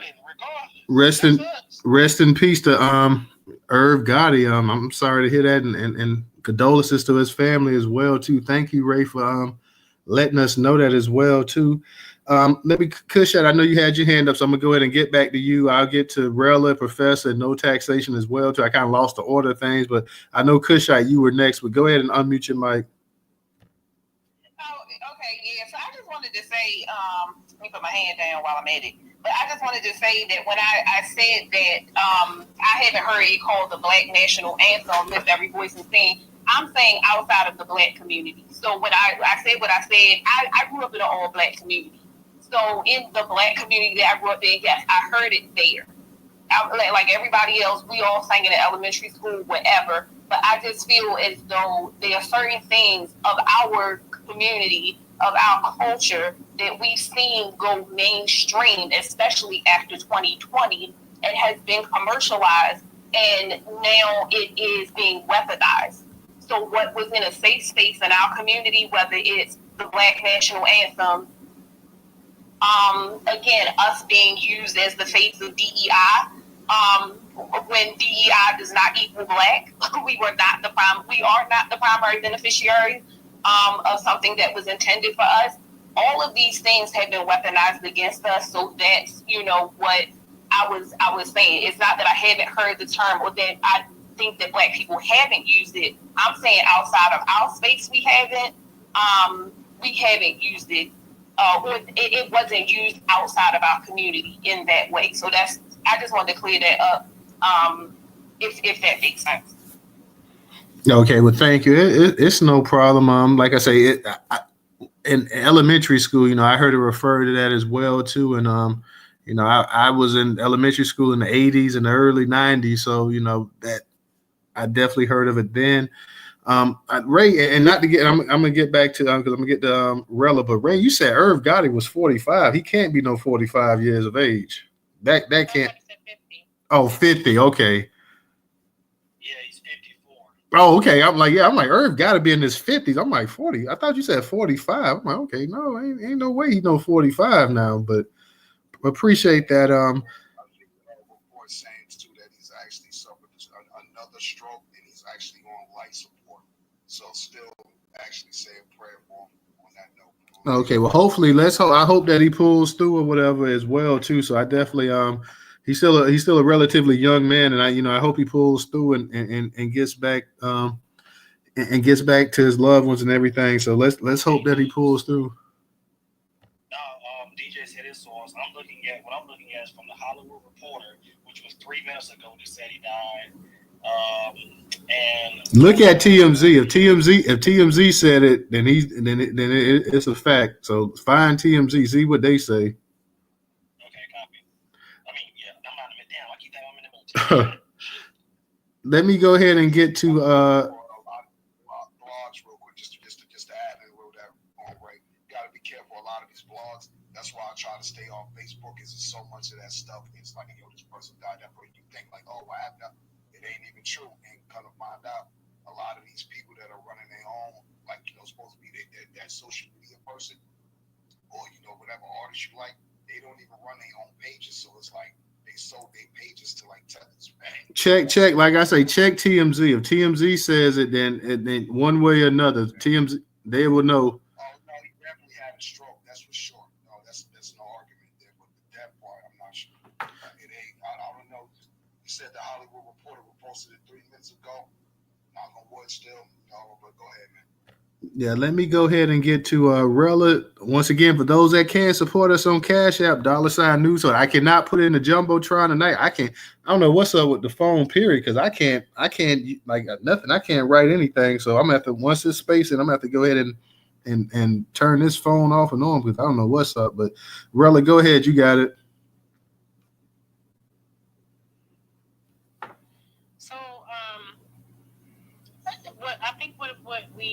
What I noticed is that there is again, I think that the difference of experience around the country when it comes to Lift Every Voice and Sing, because I knew it as the Black National Anthem and the National Anthem, which Star Spangled Banner, or the other one that the young lady mentioned. I think the terms, we get tripped over the terms, but you know, we coin off, except Star Spangled Banner and America the Beautiful. But I'm just saying the Black National Anthem is how they would present Lift Every Voice and Sing, and that's what kind of people use. And I'm in another state, and it was the same in California. They would call it the Black National Anthem, and then tell you they're singing they are, you know, preparing to sing Lift Every Voice and Sing. Even, you know, in the arenas and the games. So I don't think there's, you know, anything to like fuss over. I think it's just how we contextualize and process information. Even as we're relearning information, things change. We might not all have it, you know, right the first time, and then, you know, we might think we have it right, and then we read something and realize it's something else. So I just always try to stay somewhere in the middle and allow myself to just grow every minute, every second. It's no condemnation. So shout out definitely to the descendant community. And definitely prayers to Herb Gotti. Back to the title of the room. I think somebody mentioned, and I think it was Indy. Hey, Indy, you mentioned people, you know, in other places in regards to, you know, betting, sporting and stuff like that. That still has had an impact in the NFL a lot.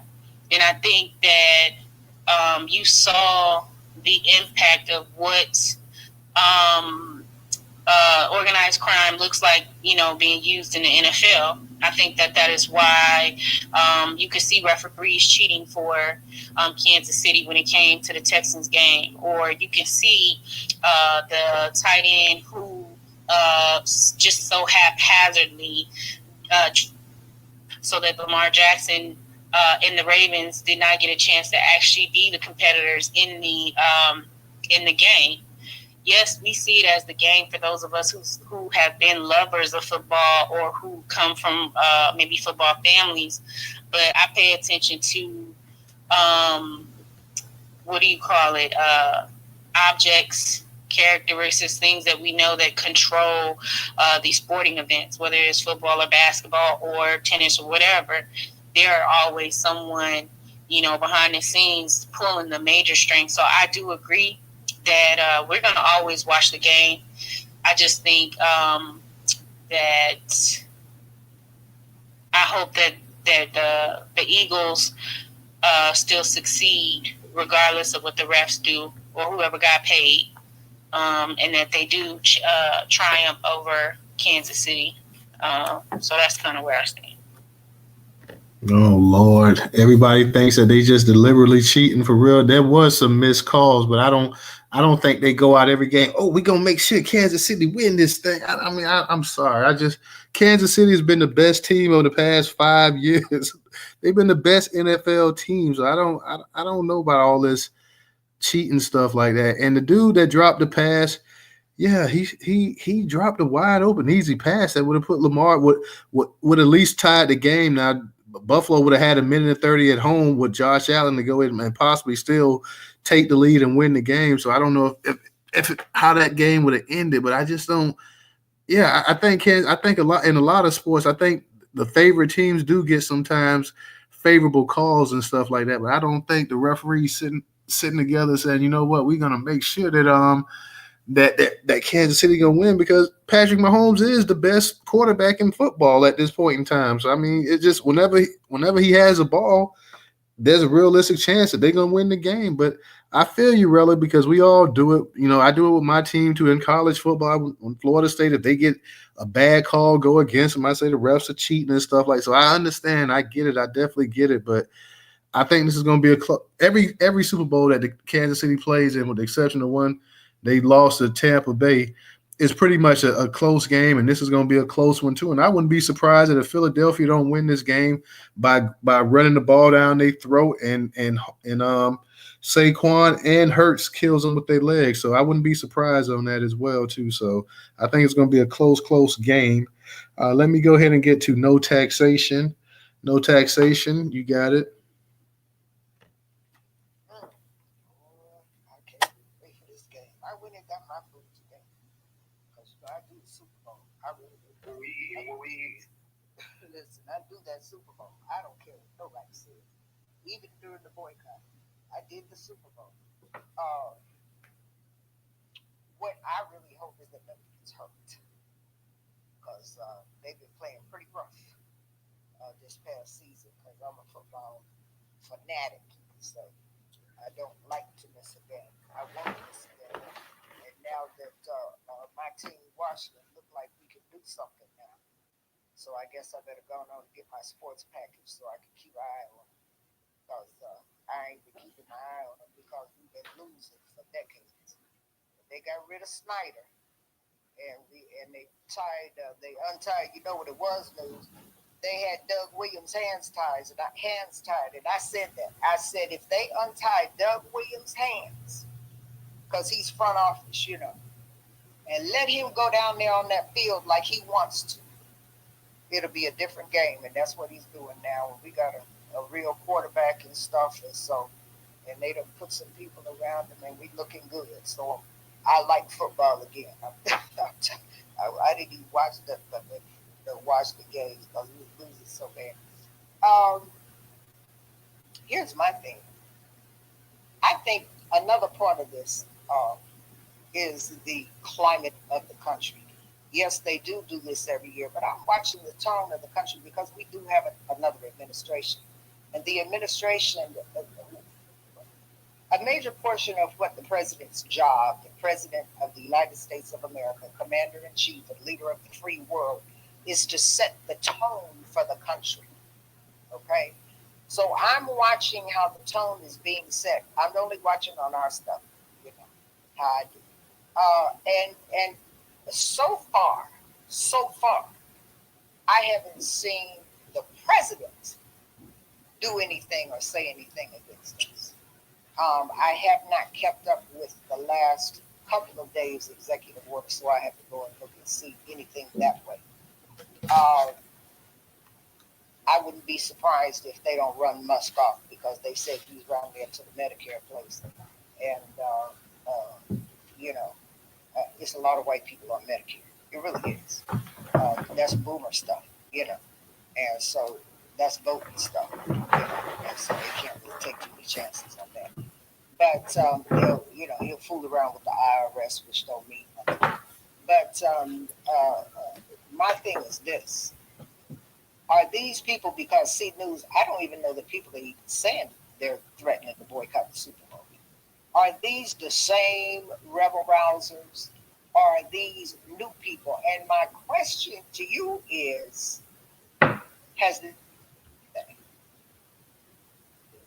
You said your question was what? I'm sorry, no taxation? said anything about this boycott national anthem, because also the reason I'm asking is for a very specific reason. This is going to be the first time any president has ever gone to the Super Bowl. And let's not forget what just happened in New Orleans. Let's not forget what happened to the president himself. A couple of shots been fired at him. Okay? And so I'm asking for a very specific reason. Has the NFL said anything about the Black National Anthem or these boycotts, or have they doing just what we need to be doing, is saying, ha, ha, he, too bad, it's so sad? The NFL hasn't made any official statement about it. These are some people that, like I said, and I just and I just heard about this today. So this is some people that's just upset and mad and venting, and who knows? Like we talked about it earlier, no taxation. This game is going to have probably been viewed by 100 million people worldwide. So even if 1 million people say they're going to sit out and they ain't going to watch it, it ain't going to be no big loss one way or another, because, you know, you know how much they charge for these commercials during the Super Bowl? Yeah. Yeah, so the NFL, I mean, in the NFL, they came up, and this is what I tried to say earlier.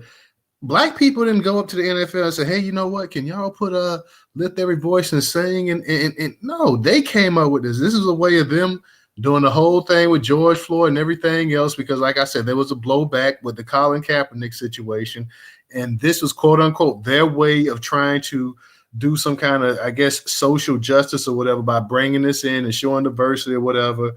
They came up with this idea. Black people didn't come up to them and proposition them with the put lift every voice and sing up in there. They came up with this. So, you know, one way or another, Black people are going to watch it or whatever. And had they not put lift every voice and singing it, but they felt like, hey, you know what? We want to go ahead and we want to put this in here and we want to, quote unquote, even though we're not really a diverse league. We've never been a diverse league. We had to go ahead and have a clause put in called a Rooney clause, just so Black coaches could even get interviewed for a potential head coaching vacancy. Not that they would be given a coaching job, so that they could even be interviewed. Now, the Rooney Rule went from, because it was meant for Black coaches or whatever, but now it's pretty much for minority coaches, for, people of color, whatever. But it was generally meant, it was thought of as for Black people, because the vast majority of people that was applying for jobs, head coaching jobs, and never got them were Black people, because the vast majority of people in the NFL were Black. So they came up with this. The Rooney Rule was from Pittsburgh's owner, the Rooney family.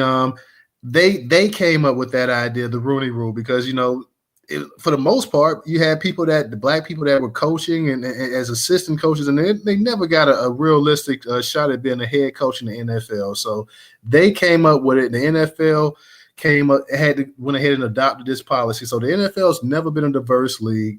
The NFL, when it comes to ownership, like I said, and it's just not the NFL, all of the major league sports, with the exception of NBA, that has one Black owner. They had Robert Johnson at first, and Robert Johnson and Michael Jordan partnered together, and they had the Charlotte Hornets at that time. I think they're the Bobcats now. So, Robert Johnson was the first Black owner in any of the top four professional sports in this country, and then Michael Jordan became his partner, and Michael Jordan bought him out. So you don't have a predominantly Black owner in baseball, football. I'm not even gonna mention hockey. I guess it's one of the major four sports in here. But basketball is the only one, and like I said, that's one. And Robert Johnson, who owned BET, and you gotta look at the kind of owners you had. Robert Johnson owned BET. He ended up getting it.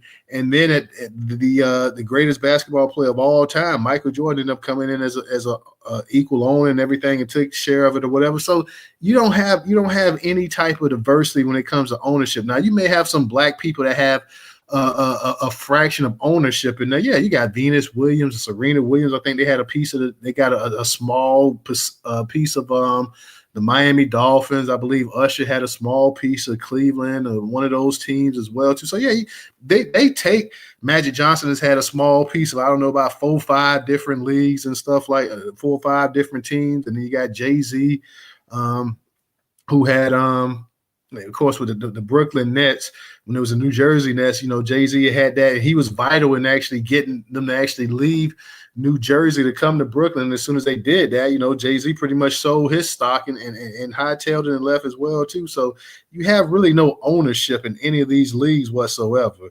You have you might get a 3% ownership or something like that. And that's pretty much it, 3 to 5%. And you're not a majority owner. And when you did have people try to become majority owners, a lot of times they went ahead and they just bypassed it. I remember back in the early 90s, you had Bill Cosby, and he had a group of investors with him, and they wanted to buy the Washington Redskins at that time. Back in the early 90s, of course, Bill Cosby was on top of the world. And then they went ahead and they raised the damn money that they raised the actual price of that team that was so high to make sure that they couldn't afford it, that they couldn't buy it. So even when Cosby tried to do it, because we know Cosby, everybody talks about Cosby and NBC all the time trying to buy it, but Cosby also made a play for the Washington Redskins at one time, and then they just went ahead and they just upped the actual amount where it was almost impossible to buy it. Professor, go ahead, you got it.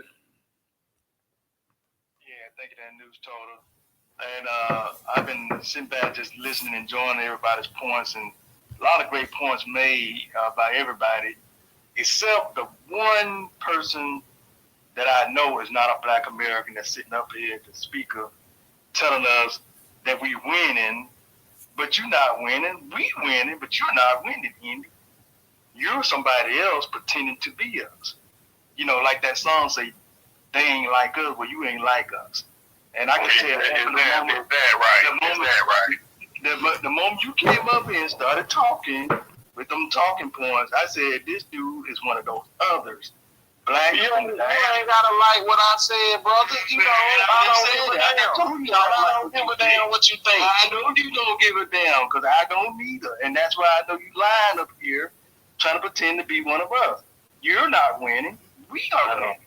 That's my bad. You come up here trying to tell us what's wrong with you. That's not one of us. See, you coming up here trying to tell us what we supposed to be doing, which is what the typical black. I came over here and gave my opinion. Yeah. You don't have to feel how I feel. I don't care. We don't need to hear. We don't need to hear from you about anything. Hey, Andy, I'll let you respond real quick, but go ahead, Professor. Anything about how we supposed to react to the Super Bowl or anything else related to Black American issues, because you're not one of us. You are somebody that's coming up in here to pretend to be one of us, which is what you sap suckers like to do. You leeches from other places like to come up here and try to tell us what we supposed to be doing, how we supposed to feel. We don't appreciate it. Get out of here. Now, you win with your people. We win the Black American way. That's how that goes. And I'm going to land right there. All right. I'm going to let Indy respond. But real quick, I'm going to say this real quick. Like, you don't know. I mean, Indy could very well, be a descendant of American chattel slavery, but he may just totally have a different opinion about things as well, which, we're not all going to agree and we're not all going to see things the same way. But he may very well, this brother may very well be a freedman like you and I. And so many of us in this space right now, but he just may take a total, he just may have a total different view on things as well. So, he's entitled to his opinion, but I'm going to go ahead and let you say something, Andy, if you want to go ahead and say something. Yeah, and for people that like to say, oh, Black people ain't a monolith, and we don't all think the same, and this and that, and then try to tell somebody they ain't a Black American just because I don't want to be mad at a few white people that are just being racist white people like we've always known. Like, I'm just saying, that ain't going to stop people from watching the game. And, the NFL is making some strides, whether you want to agree with how they're doing it or them doing it at all. That don't make me not a Black American, because I don't want to sit here and be angry about it all damn day. Who the fuck gives a damn? Hey, you gotta watch your language, man. I told you that before. You gotta watch it. You can't drop no F-bombs in here. Yeah, well, my bad, but I'm just over it. Like, there are people are gonna be racist out here, and we can keep over it. Hey, Professor, let him finish speaking. Professor. Every single day, all of us are fighting against it every day. It's been the same way all of our lives. And I'm just not finna have all this tunnel vision and not get anything done and just be complaining all the time. So, I mean, you came up here and blame Americans. No, I didn't blame nobody. No, I didn't blame nobody. I gave my opinion. We ain't the ones complaining. Okay. We are not the ones complaining. We got, because I can't hear because we got everybody talking over everybody. So let them finish up, Professor. Then you can finish. Then anybody else that wants to speak to, feel free to come on up here and speak. We ain't gonna keep it going too much longer, guys. Like I say, there's gonna be a difference of opinions. The NFL has made some progress. The NFL should made a lot more progress because it was black people that helped make the NFL what it is into a multi-billion-dollar corporation. I mean, so let's just be honest. That the little bit of the Can you let Mr. I'm over it finish? I want to hear what this sapsucker has to say. Please let him finish. That's it. I don't know if Indy has anything left to say. I don't know if he has anything else left to say, or he may be done. Nah, first of all, I ain't called nobody no names, and just because you don't agree does not change the fact of anything that I said. Just like you got an opinion, everybody got an opinion, and just because I'm not willing to put on my blackity black this, black that hat on everything or care about how you feel about what you doing and yourself does not make me not black. So whatever. Okay, well, I agree that you're black. I just said you're not one of us, the black American side of it. You one of the other blacks on the other end of the spectrum. I'm a black American, and you can't change it. And you can be mad. You can spit on your hands. It don't matter. It don't matter. You can't change it. Okay, I'm gonna move the conversation because it's getting stuck here. We don't want it to get to the point where it just becomes name calling and people just going back and forth or whatever. So let's move it forward. Everybody, like I say, has an opinion. That's fine. Professor has his opinion. Indy has his opinion. I have my opinion. Everybody has an opinion or whatever. It is what it is. Let me go ahead and get to DJ. DJ, go ahead and unmute your mic. Skinny Bob. Yeah. The haters in the building, son. It's all good. You know what I mean? Shout out to Professor again. All they do, you know what I'm saying? I somebody wake original up, man. Hey, look, for all y'all out there that got a mixed relative in the family, do you say they're not black? For show of hands? Because I got some mixed folks in my family. I don't say they ever anything. Well, I mean, they're biracial. They're black and they're white. I mean, depending on what they mix with. Yeah. But I'm just saying, for the Patrick Mahomes conversation, I only see one black quarterback. How? You know what I'm saying? Maybe y'all got tunnel vision or you need corrective lenses or something, yo. You know what I'm saying? Because the number one quarterback in the league is a black American at half. Did that make you feel better? You know what I'm saying? So yeah, but then you have some people say that they'll say the number one quarterback in the league is also white. Because I mean, it's equal. Like I mean, I understand from slavery time and stuff like that. Let's put it this way: mulattoes were still enslaved, so we understand that. So if you're a mulatto back in slavery time, you still were going to be enslaved as well too. But at the same time, it is a difference because you do have a white parent as well too. Because if you didn't, they would just label you as black. So they went about saying, hey, you know what? This person is black, but this person is also white. So I'm going to give this person a whole nother title as well too. But I feel what you're saying. By American standards, they look at that person, they say, hey, you know what? That person, even though that person has white in them, that person is more of a Negro than they are that white or whatever. So I agree with you saying 100%. But at the same time, people do have a parent. They have two parents. You have to have two parents to be born. So you can't just.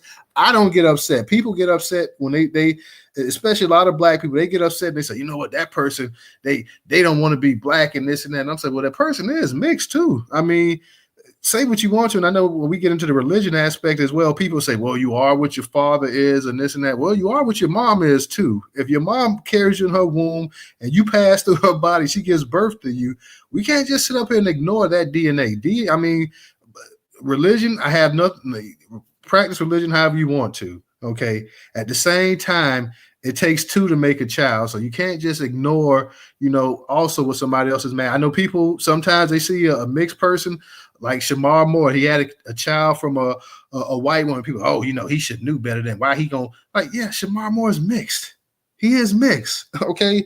So he adopted the black culture, and it was black movies and everything else that help him pop off and everything like that as well too. But he is a mixed person. He's just not a black person. Like Barack Obama, for all that he was the first black president, he was also biracial as well too. But Barack Obama marrying a black woman, especially a dark black woman, that blackened him up in a lot of people's eyes as well too. But go ahead, DJ. I didn't mean to cut you off. It's all good because I'm glad you said all that. Because at the end of the day, he's still black. One drop rule. You just answered your own question. One drop rule. The biblical quote. You are your father and all that other stuff. Yeah, the reason why people say that because you carry the seed. The women on side, they're the nurturers. So of course you are your mother's child too, because it's still in you what it is I know. You know what I'm saying?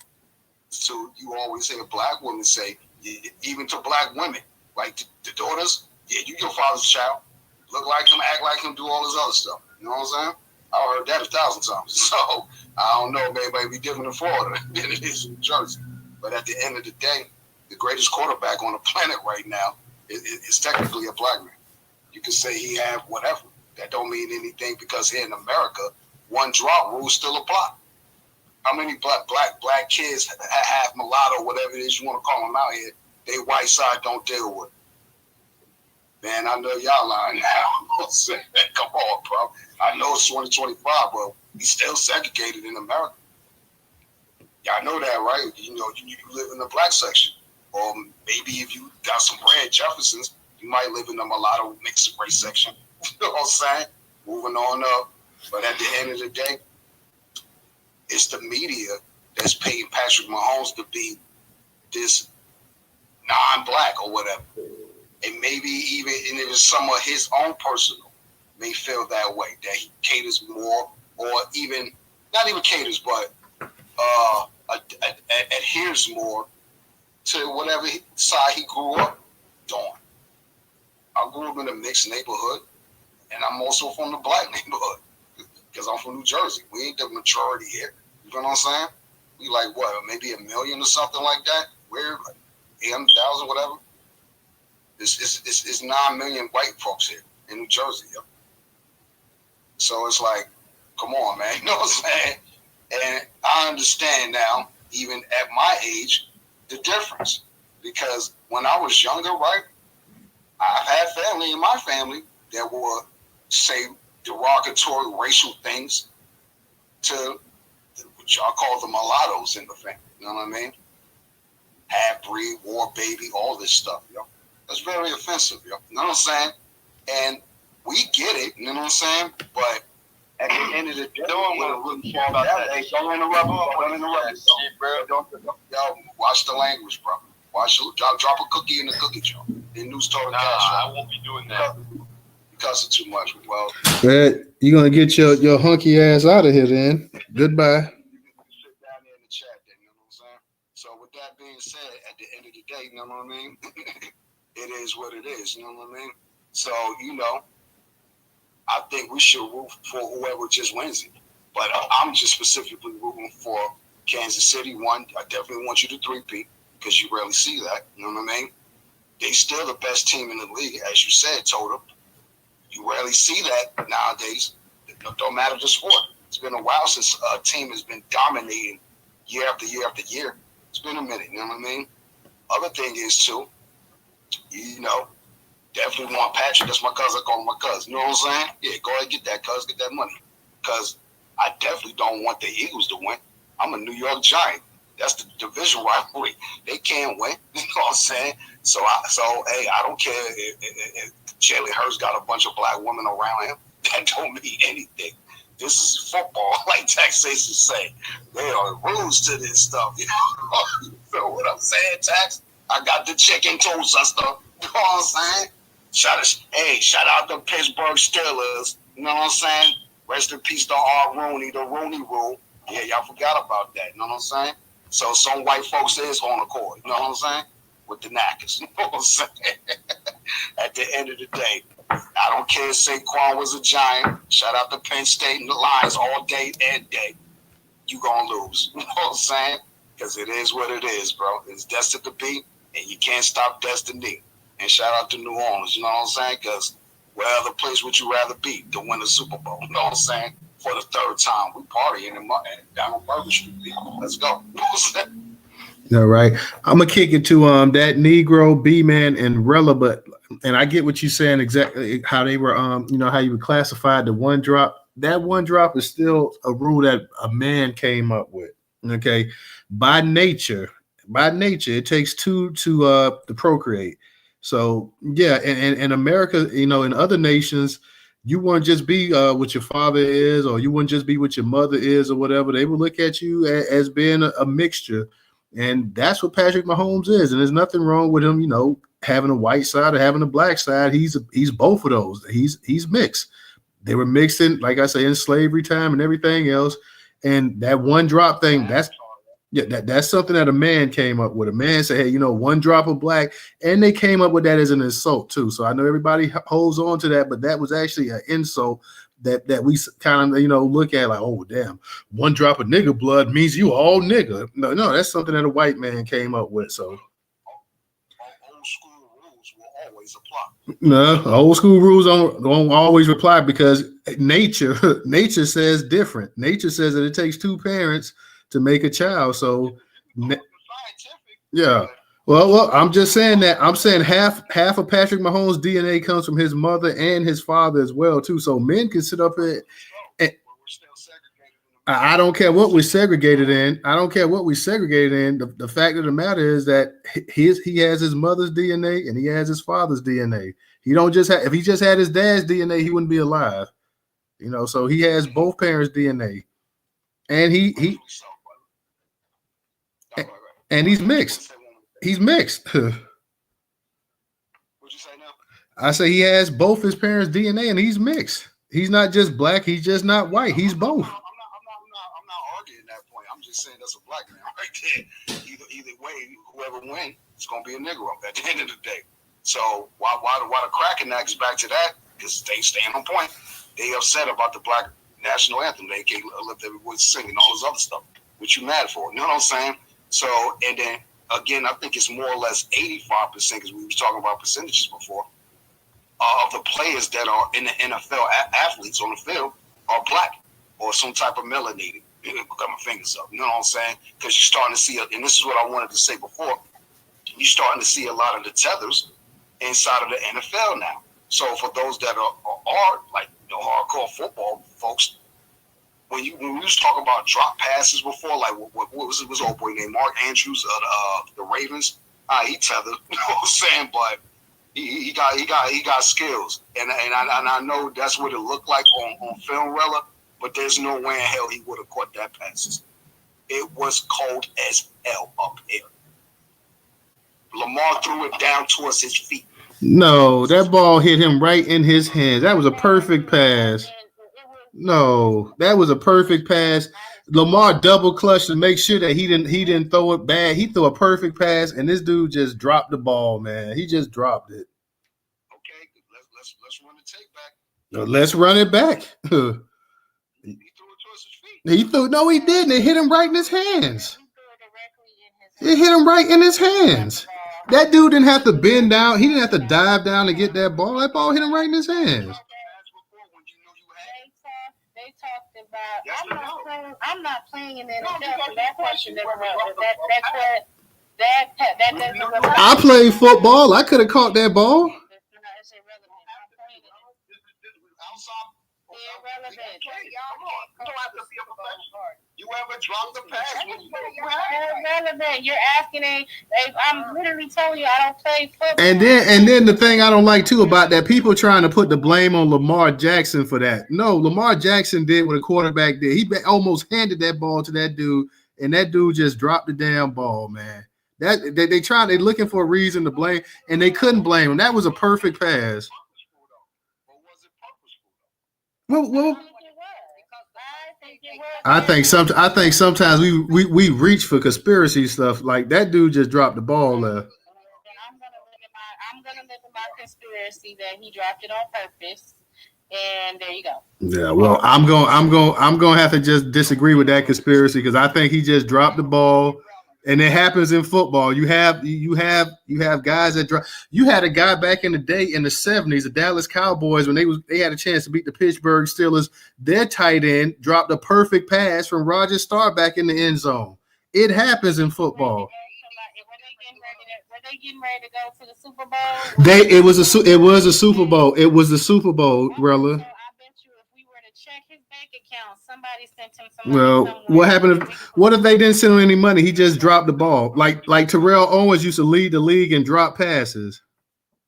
But we're not talking about Terrell Owens. We're talking about the tight. But I'm just saying, Rella. But Rella, you would agree that there are that people do drop the ball in the NFL. Okay. The whole thing that he had to drop, he dropped the ball. Like, so he dropped the ball so he could get a little bit more money, is what you saying? No, listen to me. I'm rational and sound mind, right? So I can truly say that we're talking about the tight end throughout his entire season. This entire season, they have showed highlights of him catching passes that you wouldn't even be able to catch. In this pass that was in his lap, literally, so it was like somebody walked up and gave it to him. He just so happens to haphazardly drop. Nope. Yeah. Like I say, and that tight end, Jackie Smith, that played with the Cowboys, he caught all kind of passes and stuff too. And it was a Hall of Fame quarterback. Roger Staubach hit him right between the numbers in the 70s, whatever Super Bowl that was, because Pittsburgh and I think in Cowboys played twice, and he dropped the ball that hit him square in the chest in the end zone. Not only that, why right after that happened, right? The media starts saying, he dropped the pass early in the game too for a first down. Listen, the media started saying how it was Lamar Jackson's fault, and then they started blaming Lamar Jackson. You know what Lamar did? Even after the game, he went over to him, and he was like, it's okay. Like, he was consoling him.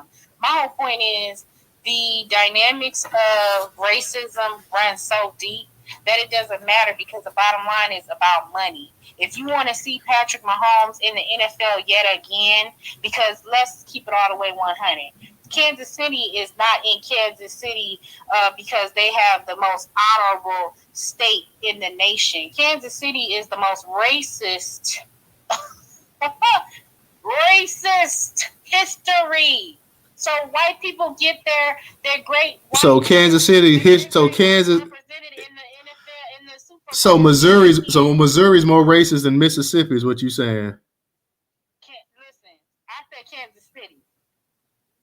You know Missouri is racist. We got 50 cities in the South just as racist as Kansas City, if not more racist. Didn't Mike Pearson just the police officer who shot that black man, but let Marcellus Williams die, and the evidence showed that the prosecuting attorney said, no, we need to hold this execution because we got new evidence. Mike Pearson said, nah, we're gonna go with whatever is on. Yeah, Missouri's racist, and so is Kansas City. There is history. If you don't know about Kansas City, you better learn about Kansas City.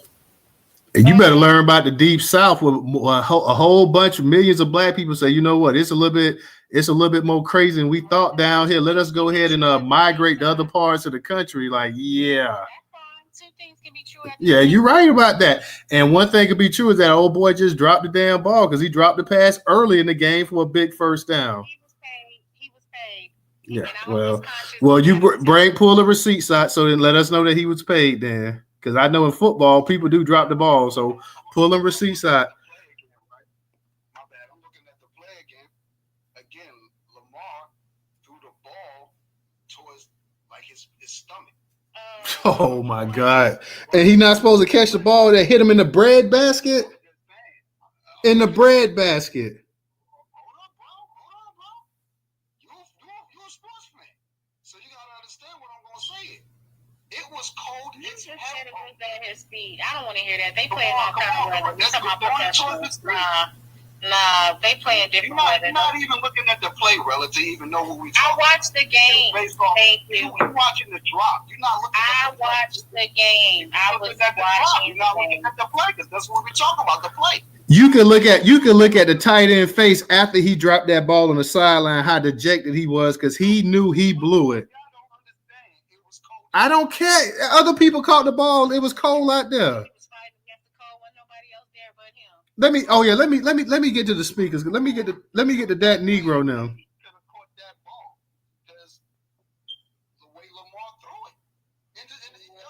Oh please! I guess he should have just walked up and handed him the land.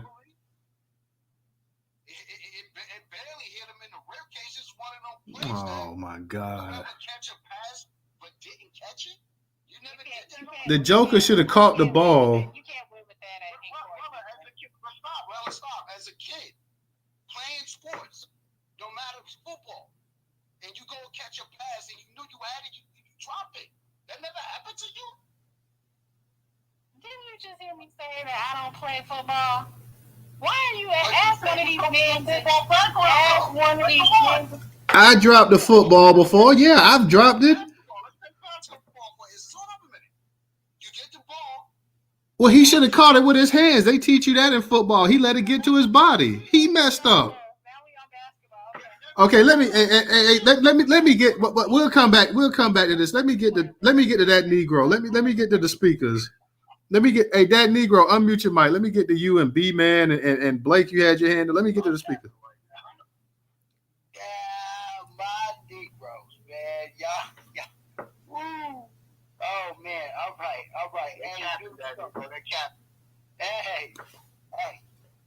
Hey, Newstoters, brother DJ and Professor. Salute to all of y'all. What's up? Hey, it's good seeing you, man. It's been a minute. I ain't been able to be up here, and it's good. It really is good listening to y'all, and we miss you for sure. So I'm glad you got to kick. All y'all got to kick that sickness to the curb. Yes, sir. Yeah, but it's extra shout out to Colin Strikes, and let's get these bums and coons out of this joint. I agree. All right. As usual for the reporting, peace, power, and American Negro reparations, specifically for the descendants of the people group emancipated from United States sanctioned chattel slavery between the years 1863 and 1865. These were the same ancestral blessings that built America with slave labor per the lands promised in Special Field Orders 15, January 16th, 1865. Today, we, those descendants, are here to demand our American birthright. To answer the question of the room, it's a good one, too. Hell of a space, y'all, as usual. NFL fans threatened to boycott Super Bowl over Black National Anthem. It's about fucking time, y'all. Whoa, language. Yeah, yo, okay, yo. Don't say nothing, bro. Don't say nothing. Stop coming up here cussing, y'all. It's all right. Want you in the heat of passion and slip up. We grown, man. Like, can y'all stop doing that? This the Newstoter room. Y'all be in so many of these other spaces, cussing your butts off that you just forget when you in somebody's house that want to be respected, man. Go ahead, man. No, man. Hey, this is that Negro that really does not do that. So, again, Newstoter, I apologize. Everybody. I apologize, Newstoter. All right, you good. Go ahead. You got it. Go ahead. Yeah. So, respectfully, like I said, peace, power, and American Negro reparations to the room, specifically for the descendants. Wait, I already did this. What am I doing, man? Hey, so smoking that weed. Hey, I definitely am. Hey, I'm in Washington, man. Real talk. So to answer the question of the room, that's where I was at. Um, yeah, man, it's about time, y'all. It's about time. I've been boycotting the NFL, the NBA, and Nike for the last 2 years. I sold all my shoes, sold all my Seahawks gear, everything. Bought Puma, just to do something different, and then I found out they still paying royalties to Nipsey Hussle. So I'm with it, man. Puma's cool with me till they prove me different, prove otherwise. So from that point alone, y'all, just like this app, we need to boycott everything that is working against our people. I see DJ, I see really starting in the Funded Socially app to start spaces, hold space. We need to get there, y'all. We need to boycott all this stuff, all the WPI, all of them, every single one, because that is what is holding our people back. We collect that money like they're doing in Funded Socially, and like the ideology says, everyone kicks in. If you got, let's say, 10 million people donating $5 a month, you know what that is, y'all? Man, that is nearly Fuller's dream and thoughts for our people, Black American Negro economics. That's us putting his thoughts and his dreams to work. And I encourage us to do that. Like I said, we got the power in our hands, but we got to stop thinking like that dude earlier, and we got to disassociate with everything that they control, which the NFL, y'all, I'm sorry, but they control that. Casey, all cities and states are racist. White supremacy is real, but the NFL and the NBA are triple racist. That's like Levi's jeans, JP Morgan, all these institutions that are filthy rich today that were thriving during the slave trade, they're still there, y'all. That's what we need to focus on, not which team, what man, who cares? And as far as the mulattoes go, you already know. I'm one of those. I'm one of those. I definitely stick to the code. I definitely think differently than even my sisters and brothers. You know, I'm one of five. So, like I'm saying, things are different, but mulattoes can be out here really moving and shaking. So I believe we should judge each one by their character and more importantly by their actions in front of the collective. I think that's how we should do it, but don't count them out, because if you count them out, you count out people like me. Not all of them are like that, and most of them, quiet as kept, most of them, sadly, truly do kowtow to European supremacy, and it's wild. But when we know better, we do better, and I believe we're getting to that point as a people. So yeah, boycott them. Boycott everything that ain't about us, and get your butts, get your behinds. I didn't cuss, y'all. Get your behinds to Fund It Socially, and let's build these amazing on something that. Lastly, share the damn space, y'all. There's only 8 of them, 8 shares, 10 shares, whatever. When I looked, there's a lot more of us in here. Please share the space, y'all. That's the only way we're getting out. And with that, thanks again for coming back, Newstoter. We're glad to hear you back, man. And I land my plane.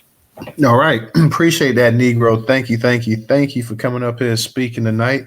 We ain't gonna keep it going too much long. I'm gonna get to B-Man, Blake, DJ, anybody else that wants to speak real quick, put your hands up. And then on that note, after that, we're gonna go ahead and end it. But B-Man, go ahead. How you doing tonight?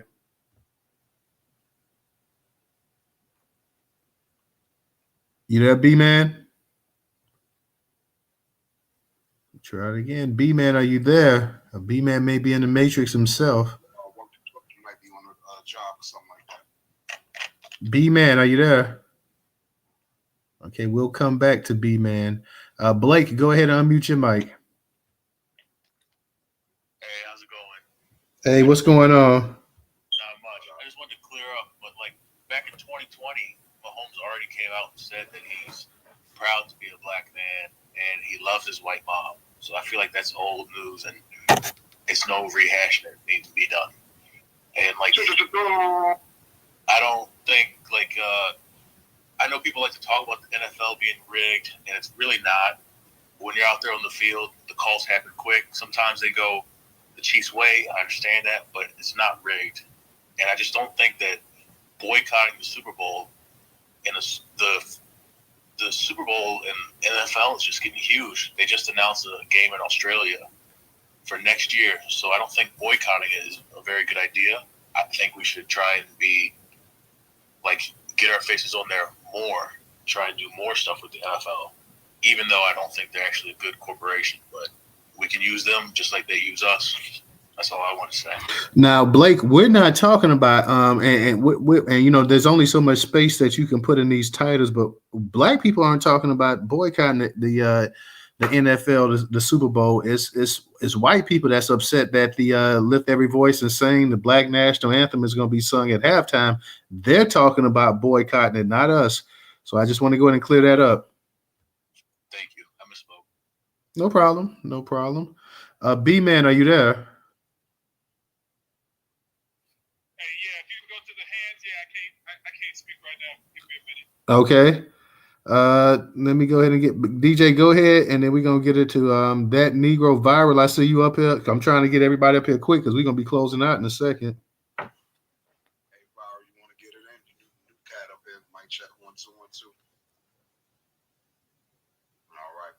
So, yeah, again, if you go back and watch the Baltimore Ravens Buffalo Bills game, that last play, Lamar, you supposed to throw it up, not towards the middle. You know what I'm saying? And if you really, really watch Showtime Jackson, that's his name. It ain't Lamar, Showtime. Let's get it. You know what I'm saying? He's known for making them type of where he's like your arm go limp type passes. It's like you're throwing it towards the person's feet. Throw it up, bro. You feel what I'm saying? And let Mark Andrews go up and do what he do. Because he like 6'9". He can just jump up there and snatch that thing. But, yo, it's cold as hell, bro. It's cold as hell. And look at the way he turned around and was trying to track the ball. If anything, Lamar, you should have threw it in front of Andrews. So that way he could just, bang, give it to me, baby. Touchdown. You was right there. But it's snow on the field. You slipping. May not have the right cleats on. There's all types of factors we go down with that. But the fact of the matter is, you ever dropped a pass when you knew you had it? You ever missed that layup when you thought you had it and you missed it? God, yo, that's hurtful, yo. You know what I'm saying? It felt like somebody just punched you in the stomach, like, oh, yo. You know what I mean? Swung on the neck and you missed it. Like, oh, snap, you ducked that. That ain't never happened? Come on, y'all. Come on, man. Come on, man. All right, I got to. Shout out to the space. Oh, that viral. That's you speaking. Yeah, go ahead. Shout out to the space, Total, DJ, Professor, One Love, No Taxation, all the listeners. Yeah, my personal opinion, you know, y'all know I stopped watching after they did what they did to Kaepernick. And, you know, I was an avid sports fan. I used to watch it all back in the Steelers days, 75 Steelers. That was my squad. I used to watch baseball, basketball, hockey, tennis, Tiger Woods. Man, I watched it all. Soccer, even soccer. After what happened with Cap, man, I just don't even care no more, man. I don't even watch none of it.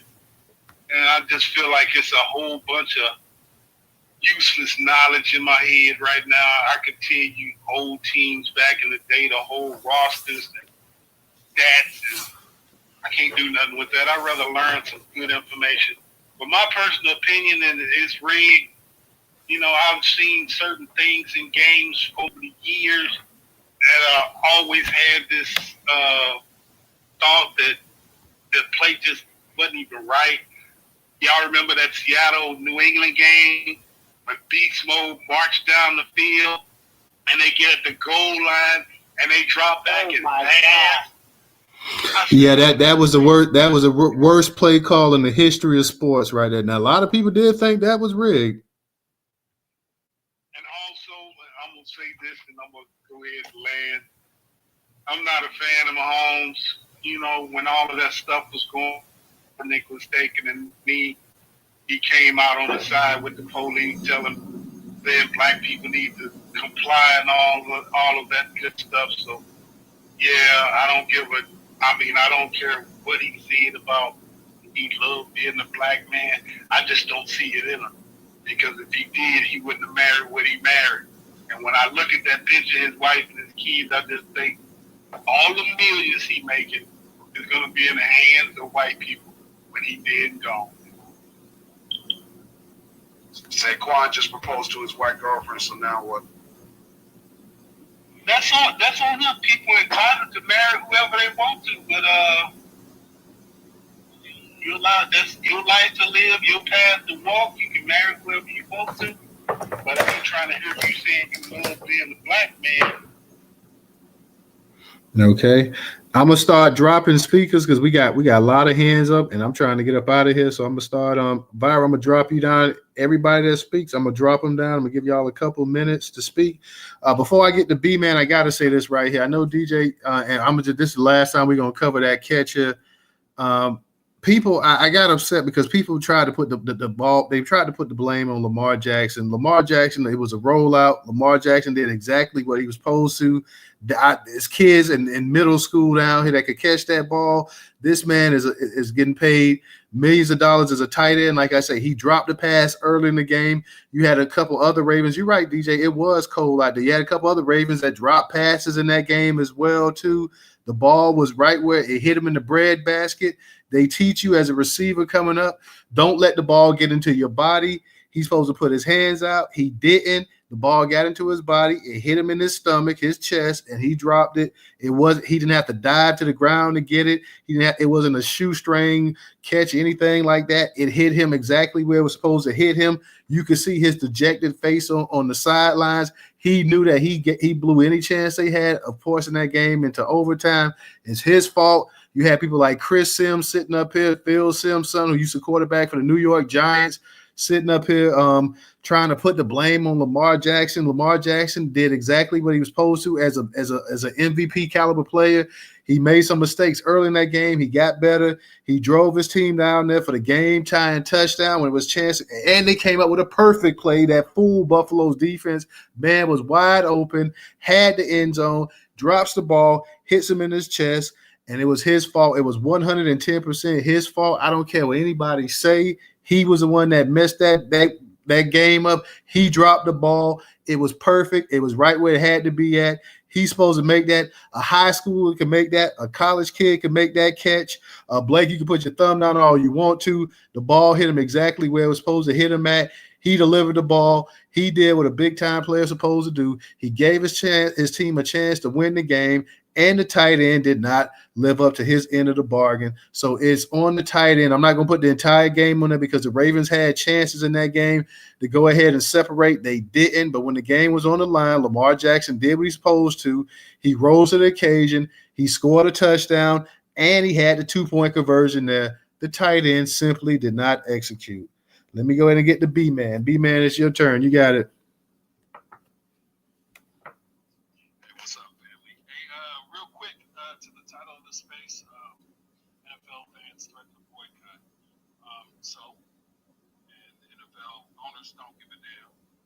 And I think somebody else mentioned that it is global. They're doing stuff over, I think somebody said it, over in Africa, Australia. They got NFL in Mexico. They got their mind set on something else. So the few little angry fans that do that, it's really not going to do anything. I did want to say something. Newstoter, you kind of mentioned it earlier. NFL is a microcosm of sports. So they'll run these little trials, and it'll shape us in society. And that was said by Barack Obama in 2012.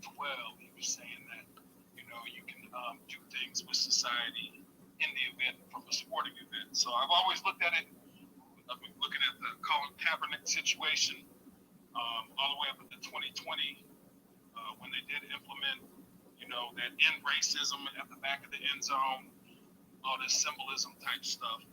We will get people saying stuff like that brother did earlier, just by doing that. Hey, the NFL's trying, they doing something, we getting a little something. And you know what, at the end of the day, like Newstoter said, these NFL owners are going to do what they want to do. So us crying and complaining about how many coaches, if they don't want no black coaches, they just don't want no black coaches. It is what it is. That offensive coordinator might be the best position for you because they're just going to give you 2 years and they're going to shoot you out the shooter, or if you like that Antonio Pierce, that was a DEI hire.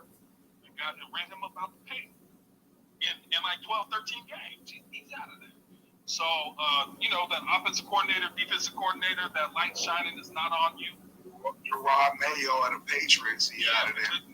Mayo made the same thing. So they'll give it to you, and they don't want you there. And then they get that real guy that they want in, or they'll bring up Pete Carroll back to the NFL at 70. He's going to be old as Trump by the time when he gets What's the Cowboys new coach name again? Schottenheimer?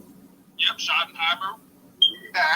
They about to and then when you look at it, yes. So you said Schottenheimer, his daddy was the coach. They do this shit by lineage and all that other type of stuff. I think somebody else said something about mobsters and all that. Yeah, these folks are playing. So, it is what it is. If we want to do our own thing and have our own thing, we better go with that black majority state and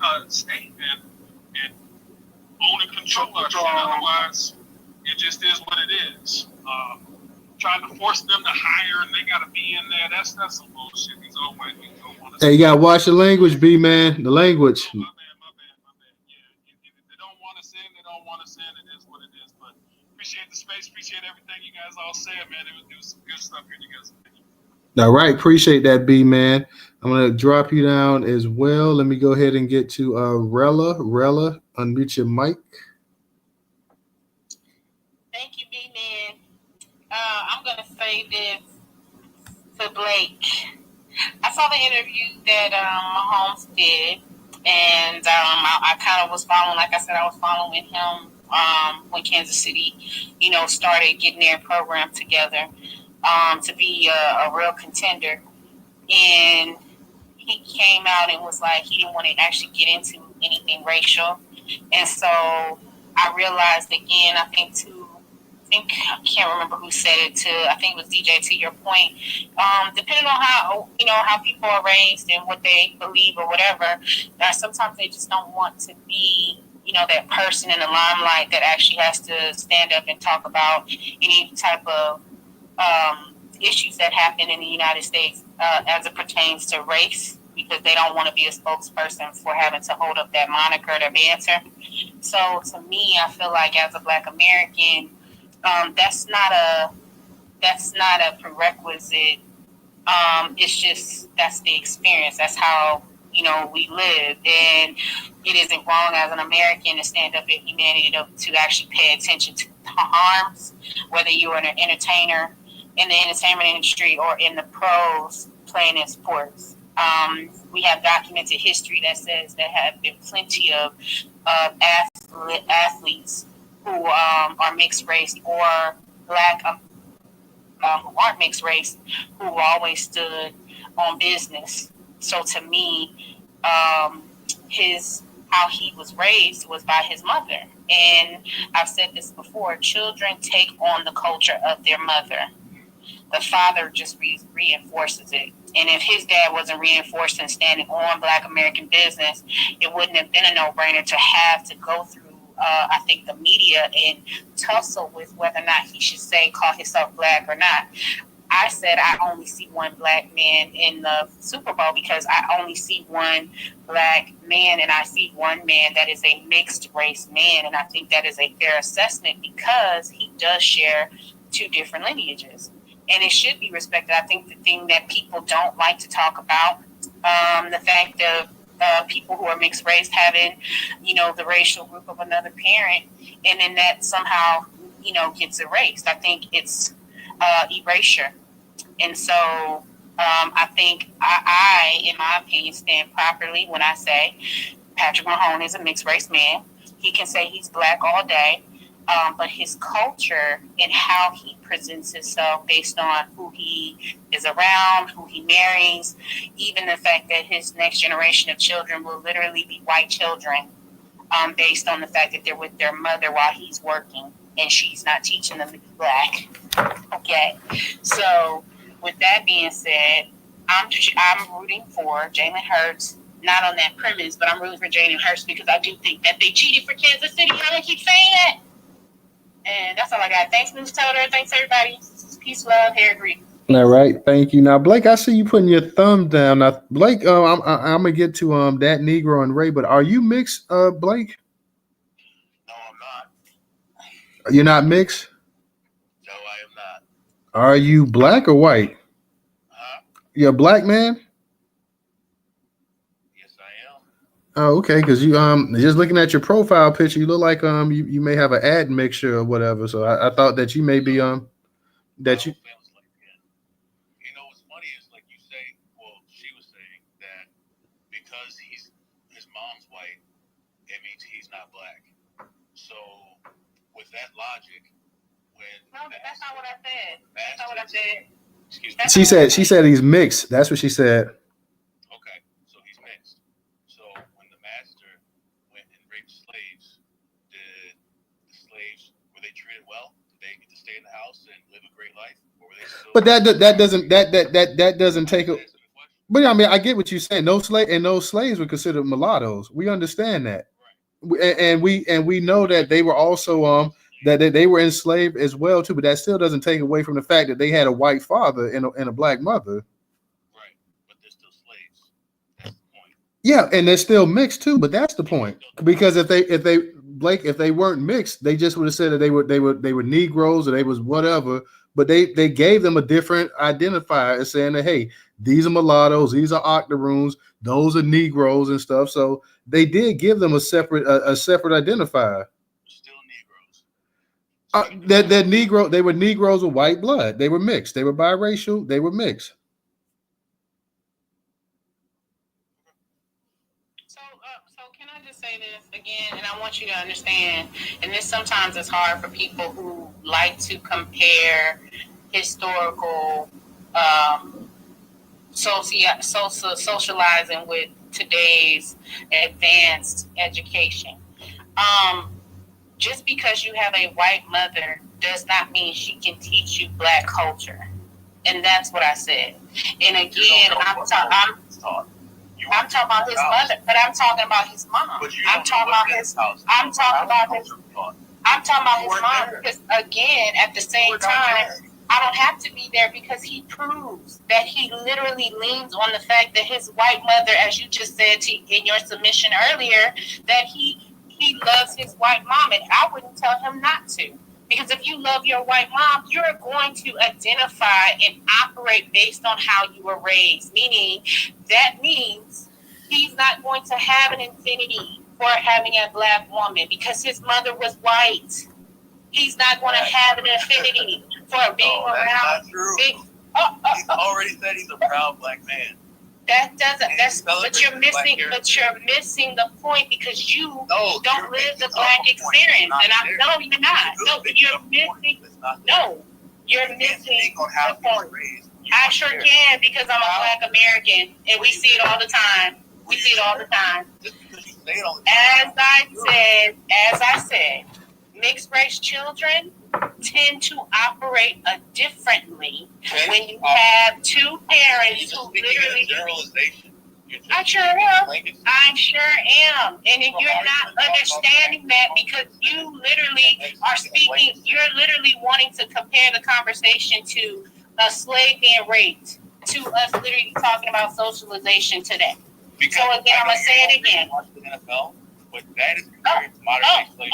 Okay. Well, that's your opinion. Wait. Hold on. You said the NFL was what now, Blake? I'm sorry. You said it was modern day slavery?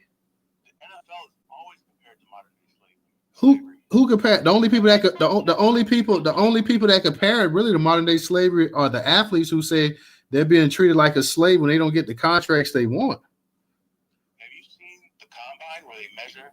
Yeah, I grew up watching the combine. Yeah, I've seen the combine.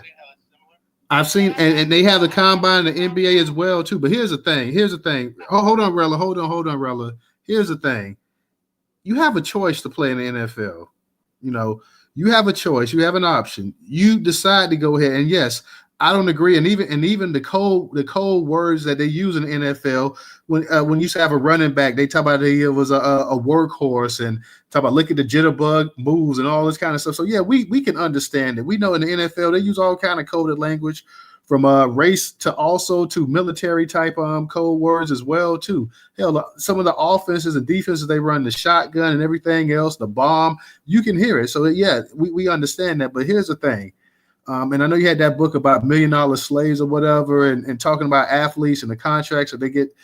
I would never compare somebody that's a millionaire to somebody that was a slave. Me personally, yes, you may get cheated on your contract. You may get treated like crap. They may even put money over your own health and everything else like that. But at the same time, you have an option. People were born into slavery. Okay. You had people that generations that was born into slavery had no choice. They couldn't just walk off the plantation and say, you know what, boss, I've had enough for the day. I quit. They were born slaves. Their kids were born slaves. Their grandparents were slaves and everything else like that as well. So no, I don't compare. And the modern day NFL, the past NFL or whatever, I don't compare any of that to slavery because you got people up here making more money than anybody in this space, 6, 7 figures, 8 figures, 9 figures, astronomical amounts of money and everything else like that, generational wealth and all this and that or whatever. They have a choice. You know, after they leave college, they say, you know what, I don't want to play anymore. Fine, that's with them.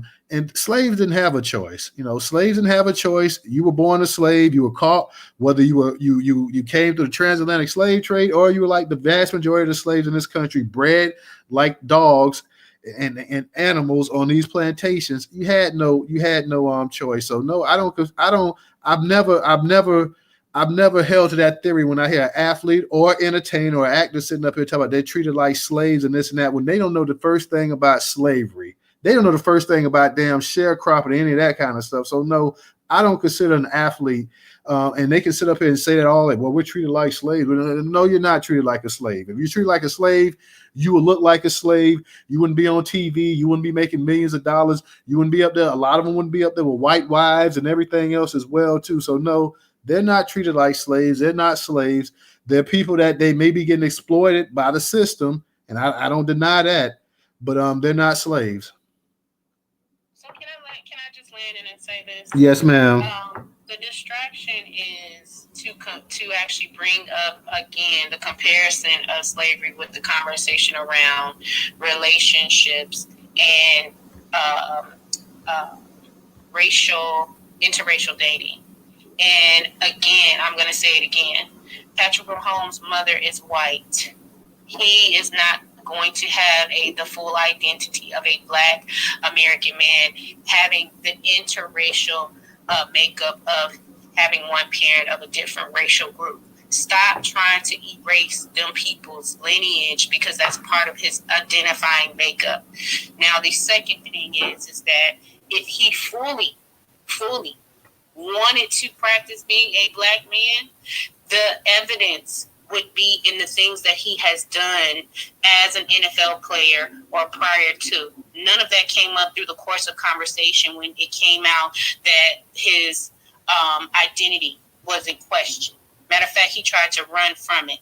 A Black American man is going to be like, nah, I'm mixed race, but I'm Black. And yes, this is X, Y, and Z. This is who my daddy is. As a matter of fact, it seems he might be ashamed of his father because he barely wanted to mention his dad.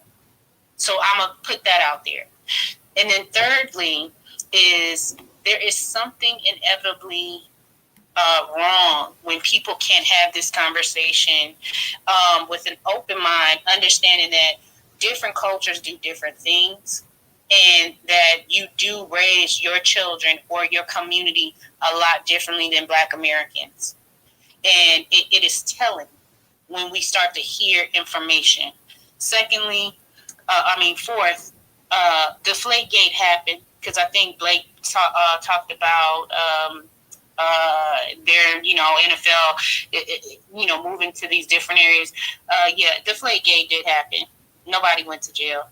So you can't tell me that the NFL is not rigged with people wanting to pay for games to go certain ways, depending on who they want to win the game. And the calls for the referees and the referee association to be investigated, that actually is happening.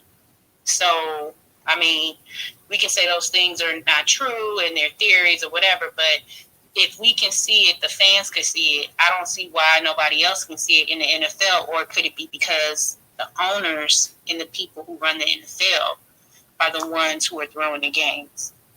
And I landed. All right, thank you, Rella. I'm gonna drop you down too. Let me go ahead and get to that Negro, and I'm gonna get to you, Ray. Yep, mine will be quick. So first and foremost, I really, man, come on, y'all, please, please, modern day slavery, we are participating in it right now from not having this conversation on Funded Social. Let's be real. Secondly, I really wish we would stop this defeatist mindset of, oh, we can't do this. We organized the bus boycotts in 7 days. That was us, y'all. Grassroots, real American Negro business. That was us. Nothing else. So please don't get up here and say we can't do anything. Anything we've ever put our mind to, we've accomplished. And lastly, oh man, Ish woke it up last night. We got this dude, like it or not, as our president, and Beyonce has all Europeans hot as fish grease right now. Straight the hell up. Why? She took a genre that was only specifically due in their minds. They painted it to be all European, Nashville. She took that and extremely bastardized anything they ever thought was theirs by completely owning what she did and winning Song of the Year, Album of the Year, whatever she did. All those things that she did in a country, well, it's a Beyonce genre. She got her own. I mean, she literally, and then because of what I was taught last night, she uplifted our ancestors in those words and literally laid it at our ancestors' feet. All those Chuck Berry, all those old country, real country soul that we put into this, she decimated all of them. So believe you me, any way European supremacy has a way to try to one-up us, especially in the next 4 years, they're going to do it. So just be ready and open that it's going to go that way. But yeah, dude, go Beyonce. And I don't even, her and her husband, I could, but man, yeah, listen to that Ish space. She woke a lot of stuff up. And like I said, Europeans are hot about it. We one country. And All right, appreciate that Negro. I'm gonna drop you down. Let me go ahead and get to Ray. Ray, go ahead and unmute your mic. Going on, man? I'm gonna be real quick. I just wanted to let other family know that the news was confirmed about her got to be a TMZ that he has indeed passed away at 54 years of age. And I forget who the other person that came up here was, but he was talking about Patrick Mahomes and basically about complying with the police. This is just my stance. I've always had this stance, though. I understand it's very messed up, but please, I want my people to comply because I'd rather bail you out of jail than attend your funeral. I'll land there. All right, thank you, Ray. Appreciate that. Let me drop you down real quick. Go ahead, DJ. You got it. Then we're gonna go ahead and we're gonna close this thing out for the night. Yeah, I left a comment for you for the Lamar pass thing. So, real quick, I'm gonna just say this from a conspiracy theory level. So let's not forget, right? And I was trying to say this earlier, but I got kicked out the space. That Andy Reid used to coach the Philadelphia Eagles for a very long time, and the quarterback he originally came up with and was winning a lot of games because, rightfully so, they done beat my Giants a couple times when they was together as a tandem. Donovan McNabb, who was like that dude, you know what I'm saying? But they couldn't get over the hump. And that's why I was calling Josh Allen a bum too. You know what I'm saying? You could be that dude, but you can't get over the hump. And it ain't all your fault because football is a team sport. Ain't no iron in team. You know what I'm saying? You can't get over the hump. That's why Josh Allen ain't going to never win. It don't even matter if Andrews dropped that pass or not. Look, turn around and beat him. Patrick Mahomes. You see what I'm saying? And now he went to the Super Bowl. It was something else I was going to say too. Yeah, you know, the NFL definitely need an apology to Kaepernick and some type of reinstatement, but, you know, you already know what it is. It's just, you know, they way of trying to punish the black man for trying to incite whatever it is we incite. You know what I'm saying? And at the end of the day, you know, Kaepernick, he wasn't disrespecting anyone. You know, he just, hey, look, there's a lot going on with our peoples. Don't forget that was the real argument of what he said. But everyone just made it seem like he just disrespecting the veterans. See, the white folks, the MAGA-laggers, they spun it and say, oh, he disrespecting the veterans and all that. Even the veterans is like, oh, he disrespecting. Like, hold up a minute. He just said this, but y'all making it that.